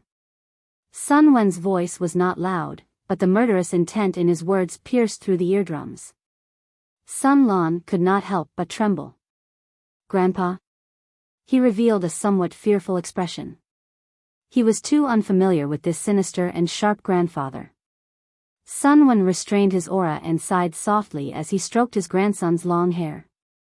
This child had not yet reached adulthood. He could not be at ease. Sun Lan said nervously, Grandpa, didn't you say that the enemy is from the Nye family? The Nye family? Grandpa, don't mess around. You're my only relative. Grandpa and grandson had depended on each other for so many years. Compared to revenge, Sun Lan hoped that his grandfather could live to a ripe old age. This was more important than anything else. Lan Lan, you're not a child anymore. You're a young man now. Sun Wen said earnestly, if there weren't any major changes in the family, your father and mother would have found a wife for you and arranged a marriage. When the wife reaches marriageable age, you'll be crowned an adult. Sun Lan blushed. He really did not think that much. Grandpa knows that you're kind. If possible, what's wrong with being simple? But birth, old age, sickness, and death, no matter if you're a noble or a commoner, no one can escape this ending. Grandpa doesn't know how long these old bones of mine can accompany you and help you. When Grandpa is gone, what will happen to Grandpa's lawn? You have to know what kind of world this is. It's a chaotic world now. The feudal lords are fighting with each other, and the common people are ants. It's true that the Lord is powerful, but the world is unpredictable. Who can predict what the future will be like? How can Grandpa be at ease? Grandpa, don't say that. You'll definitely live to a ripe old age. Sun Lan said with a smile, I won't let you down. Sun Wen laughed. Grandpa also wants to live to a ripe old age. Not only do I want to see Lan get married, but I also want to see you have a group of children. Sun Lan had been well-fed and well-nourished all these years. He was at the age of growing taller, and the baby fat on his face had gradually disappeared, adding some youthfulness to his appearance. In time, he would become the dream man of many girls in the boudoir. Then the Nye family. Sun Lan's pair of black grape-like eyes were filled with anticipation. Sun Wen said bluntly, Our Lord intends to mobilize troops against Nanqing's Yang Tao. Yang Tao has sent people to seek an alliance with Zhongzhao's Nye family. Grandfather has rested long enough in the northern state these past few years. Even his bones have gotten lazy. It's time for him to come out and stretch his muscles, lest others look down on him. Sun Lan said, Who dares to look down on Grandpa? Besides, it's so hard to go to war, and Grandpa is getting old. Just the long march alone was torturous enough for an old man who was approaching his 50s to follow the army. Sun Lan could be considered as the first batch of students of the Golden Scale Academy. Currently, the content of her studies was getting more and more difficult, and more practical. The teachers of the academy often offered military and political courses. Military cases from ancient times to the present were picked out one by one and used as teaching materials to discuss and learn with the students. Sun Lan studied very hard, and her grades were basically in the top 10. Occasionally, Sun Wen would talk to him about the situation in the outside world. He understood what he meant and had his own thoughts. There will definitely be a battle between the Nye family and the Lord. Grandfather won't be able to sit still when his enemies come knocking on his door. The old man was old, but he was not so old that he could not move. The reason why I volunteered to be transferred back was not only to avenge your grandmother and parents, but also for you. Sun Lan said dejectedly, Grandfather dotes on me, and always plans for me, but I also hope that Grandfather can. Sun Wen felt that he did not make himself clear enough, and explained, Grandfather sees that you are close to the eldest daughter of Qiguan Wenjing.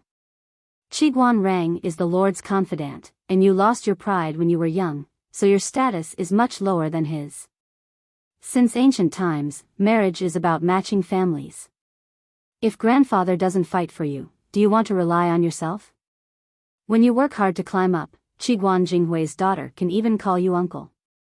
Sun Lan's face turned red, as if he had applied a thick layer of rouge. Sun Wen looked at him and said with a smile, Tell Grandfather honestly, do you like Qiguan Wenjing's daughter? Sun Lan was extremely shy, and he timidly moved closer to his grandfather's ear and whispered. I like her. She's very pretty, and she's a good person. Sun Wen took the opportunity to say, If you like her, not only will Grandfather have to work hard for you, but you have to work hard too. Sun Lan said innocently, Isn't it all about fate? There was a saying in the books that a marriage of 1,000 miles was linked by a single thread. Wouldn't they be able to tie the knot if they liked each other? The corner of Sun Wen's mouth twitched. His grandson was more innocent than he thought. Fate? Even if your fate with Qiguan Jinghui is as thick as your thigh, do you believe that Qiguan Rang will take a knife and chop your fate into pieces if you are not worthy of her? Which father would be willing to hand over his beautiful daughter to a son-in-law who is inferior in every aspect? Qiguan Rang did not easily offend people, but when it came to his daughter's marriage, this person was as difficult to deal with as a hedgehog. If Sun Lan did not have a bit of ability, he would not be able to surpass Qiguanrang. Sun Wen had been too low-key these years. Even though he had made great achievements in governing Bay State, northern borderline, his sense of existence was not as good as a few young people who were active in the front lines. He had tried to sound out Qiguanrang, but the other party did not say anything and only responded with a cold snort. Sun Wen had an idea. Sun Lan tugged at his sleeves and said pitifully, "I'm not that bad." Sun Wen said, "Of course I'm not bad, but I'm still far from Qiguan Wenjing standards."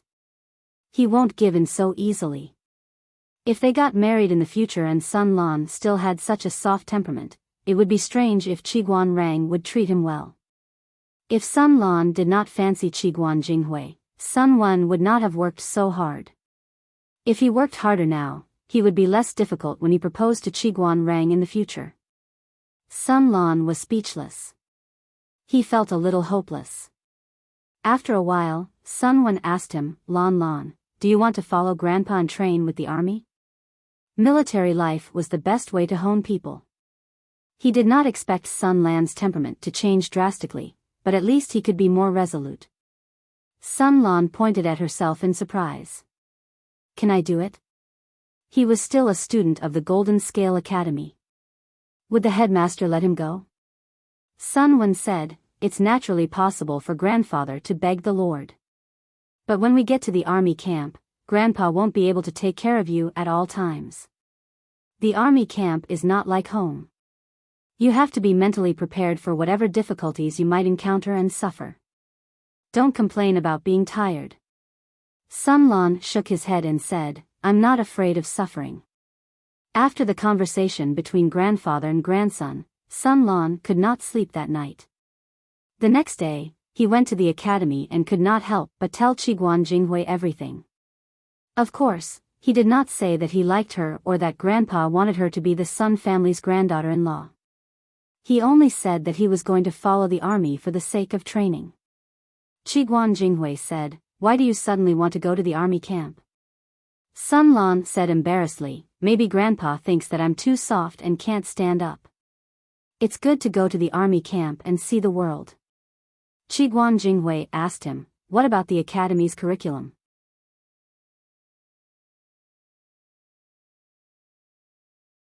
Chapter 1446. Qiguan Jinghui said, marching to war is not child's play.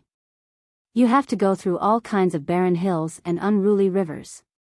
Can your body handle it? Sun Lan's equestrian archery was not very good. His level was below average, and his physique was also weak. Marching to war could really kill people. Grandpa sent me to the military camp to gain experience. Most of the time, I will be a clerk and help out. He won't let me carry a sword to the battlefield to kill the enemy. It's not that dangerous. Sun Lan smiled shyly. There is still a long time before the war. I will find a martial arts master to learn more. Qiguan Jinghui smiled. There is no need to be so troublesome. I can practice with you. The Golden Scale Academy was divided into male and female classes. The morning classes were the same, but the afternoon classes were different. The boys learned equestrian archery, while the girls learned physical training and needlework. Generally, the former was emphasized. The needlework level only needed to be at the level of showing a purse. As for physical training, many people's understanding was superficial. They all thought that it was a dance that was mainly for watching and training. Sun Lan was no exception. In the end, Sun Lan's sword was knocked out of his hand for the 10th time. The pain made his eyes red. Qiguan Jinghui's sword was not only powerful, flexible, and fast. Before he could blink, the sword was already close. Not only that, he also found that the other party's strength was terrifying. It completely subverted his inherent impression of a little girl. But Jinghui looked so delicate and small, maybe Grandpa was right. Very painful? Look at you, your eyes are already watering. She put down the wooden sword and went forward to grab his hand. Qiguan Jinghui carefully examined his red palm. She felt a little guilty. She practiced too much with her classmates and the female soldiers and martial arts masters. She forgot to be careful. Sun Lan shyly withdrew his hand and unnaturally covered the area between his thumb and index finger with his sleeve. The skin that was touched by her was hot. No, I didn't sleep well last night. I'm a little sleepy now. It's not that I want to cry because of the pain. Okay, I'll believe you. Qiguan Jinghui did not suspect anything. Coincidentally, a maid brought dinner to the two of them. Mother and two younger sisters, have you eaten? Before eating, she casually asked her mother and younger sister. The ancients did not have safe contraceptives. Qiguan Rang and his wife loved children. Qiguan Jinghui gave birth to two more girls. Currently, there was still one in her stomach. Qiguan Jinghui hoped that it would be a younger brother. This was because she had overheard the maid say that her father was middle-aged and did not have a male heir. Madame did not allow Rujuan to marry into her family, so he was under a lot of pressure. Growing up in this family, Qiguan Jinghui didn't feel the importance of having a male heir. When she learned about the customs of the outside world, she wasn't so sure. Even though her parents had a good relationship with each other and there was no conflict between them, Qiguan Jinghui still hoped to have a younger brother so that her mother's pressure would be less. Outside, there were many examples of the legal wife not being able to give birth to a son of the first wife, and the husband taking in Rujuan. She didn't want to have an eyesore between her parents. Even if she couldn't give birth to a younger brother, it didn't matter. In the future, she would set up a female household to look for a husband. She definitely wouldn't tarnish her father's reputation. Little did they know, Qiguan Rang hoped that his wife's child would be a princess. After all, he had made a wish for a dozen daughters. Sun Lan and Qiguan Jinghui were about the same age. As a boy, Sun Lan should be taller, but that was not the case in reality. In the past 6 months, Qiguan Jinghui had grown very quickly. When the two of them stood together, Sun Lan was still half a head shorter than her. However, the elders said that girls grew fast at this age. In another 2 years, it would be Sun Lan's turn to grow taller. He definitely wouldn't be short. Sun Lan was relieved. He didn't want to be a dwarf. After the meal and tea, Qiguan Jinghui suddenly asked, "Did Mr. Sun give you a courtesy name?" Sun Lan replied, "I haven't turned 20 yet. It's still too early to give me a courtesy name." Because of the ways of the world, many people had a courtesy name without being crowned. Sun Lan was still too young, so Sun Wen hadn't given him a name yet. Why did Jinghui suddenly ask about this? A few days ago, I heard Changxing call him Brother Rongli. After asking, I found out that it was a courtesy name given by Elder Fengyi. Fengyi, courtesy name Rongli? Sun Lan was looking forward to it. What courtesy name would his grandfather give him? He was deep in thought when Jinghui said, "Last night, I heard father and mother talking. It seems that Fengyi is going to be engaged to Changxing." Sun Lan was supporting his chin with his hand. When he heard this, he almost slipped. Engaged? How old is Changxing? Fengyi was a little older than Sun Lan. It was normal for him to be engaged, but his partner was too young. The two families are happy to see it happen. There's nothing bad about it. Engagement isn't marriage. At least it has to wait until Changxing reaches the age of 15. By then, Fengyi will be an adult. Qiguan Jinghui was not surprised. After all, Fengyi had a good reputation. A group of elders also thought highly of him. Even Feng Jin couldn't find fault with him. The two families should be engaged first. If there were any changes in the process, it wouldn't be a big deal to cancel the engagement. Sun Lan said embarrassedly, "I just think it's too early." Jinghui said, "It's most likely true. Didn't you notice that Changxing's name on her nameplate has changed?" Sun Lan naturally didn't notice. Changxing's original nameplate was Feng Changxing, but now it was changed to Feng Yu. Changxing was used as a courtesy name. If the two families wanted to be engaged, although the process was not as complicated as marriage, it still required the names of both the man and the woman. The next day, he went to the academy to ask Fengyi and got a positive answer from him. Sun Lan was speechless. In a moment of carelessness, Fengyi actually quit the singles alliance. Why so sudden? Sun Lan hadn't heard anything about it before. Even though there were signs, Feng Jin had never relented. Feng Yi said, Changxing stayed at the Feng family for a while at the beginning of the year. You know that people often visit their relatives and friends at the beginning of the year.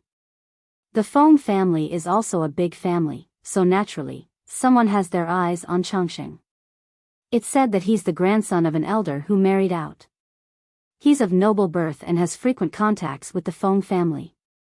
Because the elders of the two families had a complicated relationship, Feng Jin couldn't reject them outright, so he could only ask for help. In the end, Feng Yi got a bargain. Feng Jin and Feng Zhen already had a verbal agreement. Now that they were engaged, it was just a written agreement. In the afternoon, Feng Yi found out that Sun Lan might be going with the army for training. He looked thoughtful. As soon as he got home, Feng Yi told his father about his plan. Feng Zhen said, You want to go to the battlefield when you're not even fully grown? Feng Yi said, No matter how much you read, you won't be the next Zhao Kuo if you don't put it into practice. Why do you suddenly have this idea? You've been provoked by Sun Wen's grandson, so you insist on competing? Did he really think that it was so easy to survive in the army? Feng Yi's eyes were calm, but Feng Zhen felt that his son was rolling his eyes in his heart.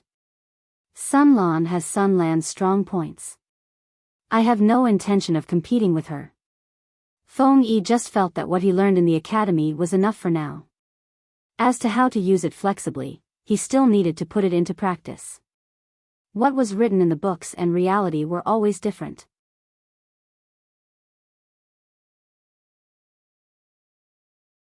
Chapter 1447. Although Feng Yi was still many years old, he had always been calm and considerate. He was the most reassuring. Since he took the initiative to ask Feng Zhen to enter the military camp to gain experience, he had naturally thought it through. His stepmother, Wan Xiu, did not agree. Not only did she not support him, but she also glared at her husband. Listen to what this person is saying. Life and death are fated, don't blame others. Feng Yi was the only child of the old Feng family. Feng Zhen's body was weak and it was difficult for him to have children. If something happened to him, how could he answer to his ancestors? This father was really cruel. He was willing to throw his 12 or 13-year-old son into the army. Wasn't he afraid that Feng Yi would never return?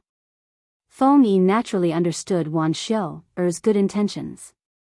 But, father, you are weak. Because of this, I have to shoulder the heavy responsibility of revitalizing the family. Wan Xiu sighed softly. Even so, Rongli, you are still too young.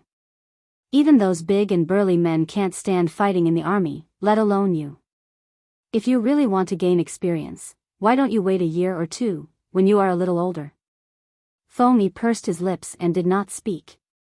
He only shook his head and firmly rejected his stepmother's suggestion.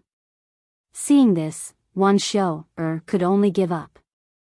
Out of the corner of her eye, she caught a glimpse of her husband Feng Zhen's half-smiling face. Instantly, she was furious. She secretly reached out and pinched the flesh around his waist. It hurt so much that the smile on Feng Zhen's face cracked.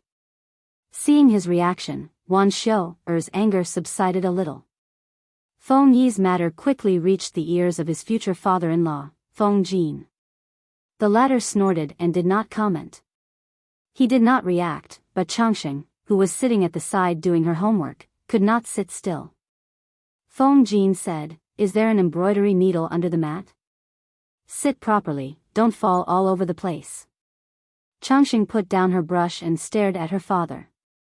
She asked, Father, did you say that brother Rongli is going to the military camp? Why? Our little Changxing feels bad? Changxing said, No. I just heard the maid mention that the battlefield is very dangerous. Brother Rongli looks thin and small. Feng Jin could not help but chide his daughter with a smile. Father's silly daughter. If the eldest son of the Feng family does not go and gain experience, what right does he have to marry my precious daughter? Feng Jin was happy to see this happen. How could a young man grow into a reliable man if he didn't go through real-life experiences? He would rather raise his daughter for the rest of her life than hand her over to an unreliable man who would harm her for the rest of her life. Swords and sabers have no eyes on the battlefield, but he's not going into battle. He's just studying in the camp, so there's not much danger. Feng Jin decided to let Feng Yi and Changsheng get engaged because he saw that the lad had a promising future and a reliable character. He was worth entrusting his daughter to. Otherwise, with the foundation and status of the Feng family, what else could Feng Yi have that was worthy of his attention? Feng Jin didn't care about his colleague's social status, but it was different for his son-in-law. If it wasn't for the Lord, Feng Yi's background wouldn't have made it onto Feng Jin's list of candidates. Marriage was not just about two children falling in love with each other. The background and upbringing of the two families had to be taken into consideration as well. Feng Yi could barely be considered to have been born into a landowning family, but his family had long been in decline. By Feng Jin's generation, there were only a few family assets left, and not many connections. If it weren't for the chaos of the world, Feng Jin's line of descent would most likely be in dire straits. How would they have the right to become in-laws with the noble Feng family? Feng Jin was highly valued by the Lord, so his future would not be too bad. Feng Yi had been steady and intelligent since she was young. She could barely be considered a child that everyone had watched grow up. Feng Jin was well aware of this child's character. Feng Jin reluctantly approved of Feng Yi after all these conditions were added together. Feng Yi took the initiative to ask for experience, so he had a higher opinion of him. Feng Jin said earnestly, "You're still young, so you don't understand these things. When you do, you'll understand my painstaking efforts." Changsheng nodded and said, "Yes, but father, can I?" Feng Jin smiled bitterly and said, "You haven't grown up yet, so I can't keep you. Go, remember to come back early to do your homework." Changsheng brought two maids to visit Feng Yi's house. When Feng Jin saw this, his heart felt suffocated. "Madam." Feng Jin felt a little suffocated, and he didn't let go of his wife's hand. Give birth to a boy this time, don't want a daughter." Feng Jin squeezed out two words after a while, "My heart aches." His daughter was so cute and likable, why did she have to marry someone else? Feng Jin said, "It hurts as if someone has gouged out my heart." Wei Jingxian couldn't help but laugh. She didn't expect her husband to be so childish. It didn't take long for Jiang Pengji to hear that Feng Jin and Feng Zhen had become in-laws, and the children of both families were engaged. She held her pen in a daze for a long time, then said after a while, "Children nowadays are really amazing, this is definitely puppy love among puppy love." She was dealt a blow, and the salted fish in the streaming room wasn't any better. To de facto, if I remember correctly, Feng Jin's Changsheng was delivered by the streamer, and they're engaged in the blink of an eye. Yao Yingyun, Changsheng, who just entered the first grade of primary school, and Feng Yi, who just entered the first grade of junior high school, are engaged. Don't the university students and the working people feel heartache? Why are you watching the streaming? Do you have a boyfriend? Have you found a girlfriend? You're a dog that weighs more than 100 pounds, how can you still be single? This streaming room is too unfriendly to single dogs, so smile and say goodbye. Mo Yokwai, my heart hurts, old friend. Even primary school and junior high school students are in love, how can single dogs like us, who have been watching the streaming room all year round, survive? Jiang Pengji also felt heartache, she sighed and said, "Zixiao, aren't you worried?" Wei Ci looked up at her from a pile of documents, blinking in confusion. Worried about what? About the expedition against Yang Tao? Jiang Pengji rested her chin on her hand and said, "Aren't you worried that our children will be the same age as Feng Yi's children?" Wei Ci said calmly, if Feng Yi didn't drown and die young in the previous life, Feng Yi would be 18 when Feng Yu was born. In other words, Feng Yi's children would really be the same age as Jiang Yan. Jiang Pengji said, "It's a pity that Feng Yi died in the previous life." Wei Ci said, "Zisher's Hanshi powder acted up, and Feng Yi hurriedly found a servant to call for a doctor, but he accidentally stepped on the moss on the stone steps and slipped into the pond." Even though the servant saved him in time, Feng Yi's body was weak, and he fell seriously ill after falling into the water, and he died within a few days. Zisher brooded over this for most of his life, and in the end, it was better to have Feng Yu. According to Zisher, Feng Yu's appearance is 50% similar to Feng Yi's. At this point, Wei Ci paused and recalled Feng Yu's appearance in the previous life. He said again, their appearance should be quite similar, but Feng Yi is dignified and serious, while Feng Yu is warm and gentle, and smiles whenever he meets people. Each has his own charm. Jiang Pengji was curious about her future son-in-law. After inquiring about it in detail, Jiang Pengji couldn't help but sigh. The thing that Feng Zhen is most proud of in his life isn't his achievements, but the 2 sons he gave birth to. He even gave birth to 7 or 8 children, but all of them added up are not as good as his 2 children. It's really infuriating. You're tuning into the Romantic Tales YouTube channel. Don't forget to subscribe and join us on this journey to catch the most captivating stories.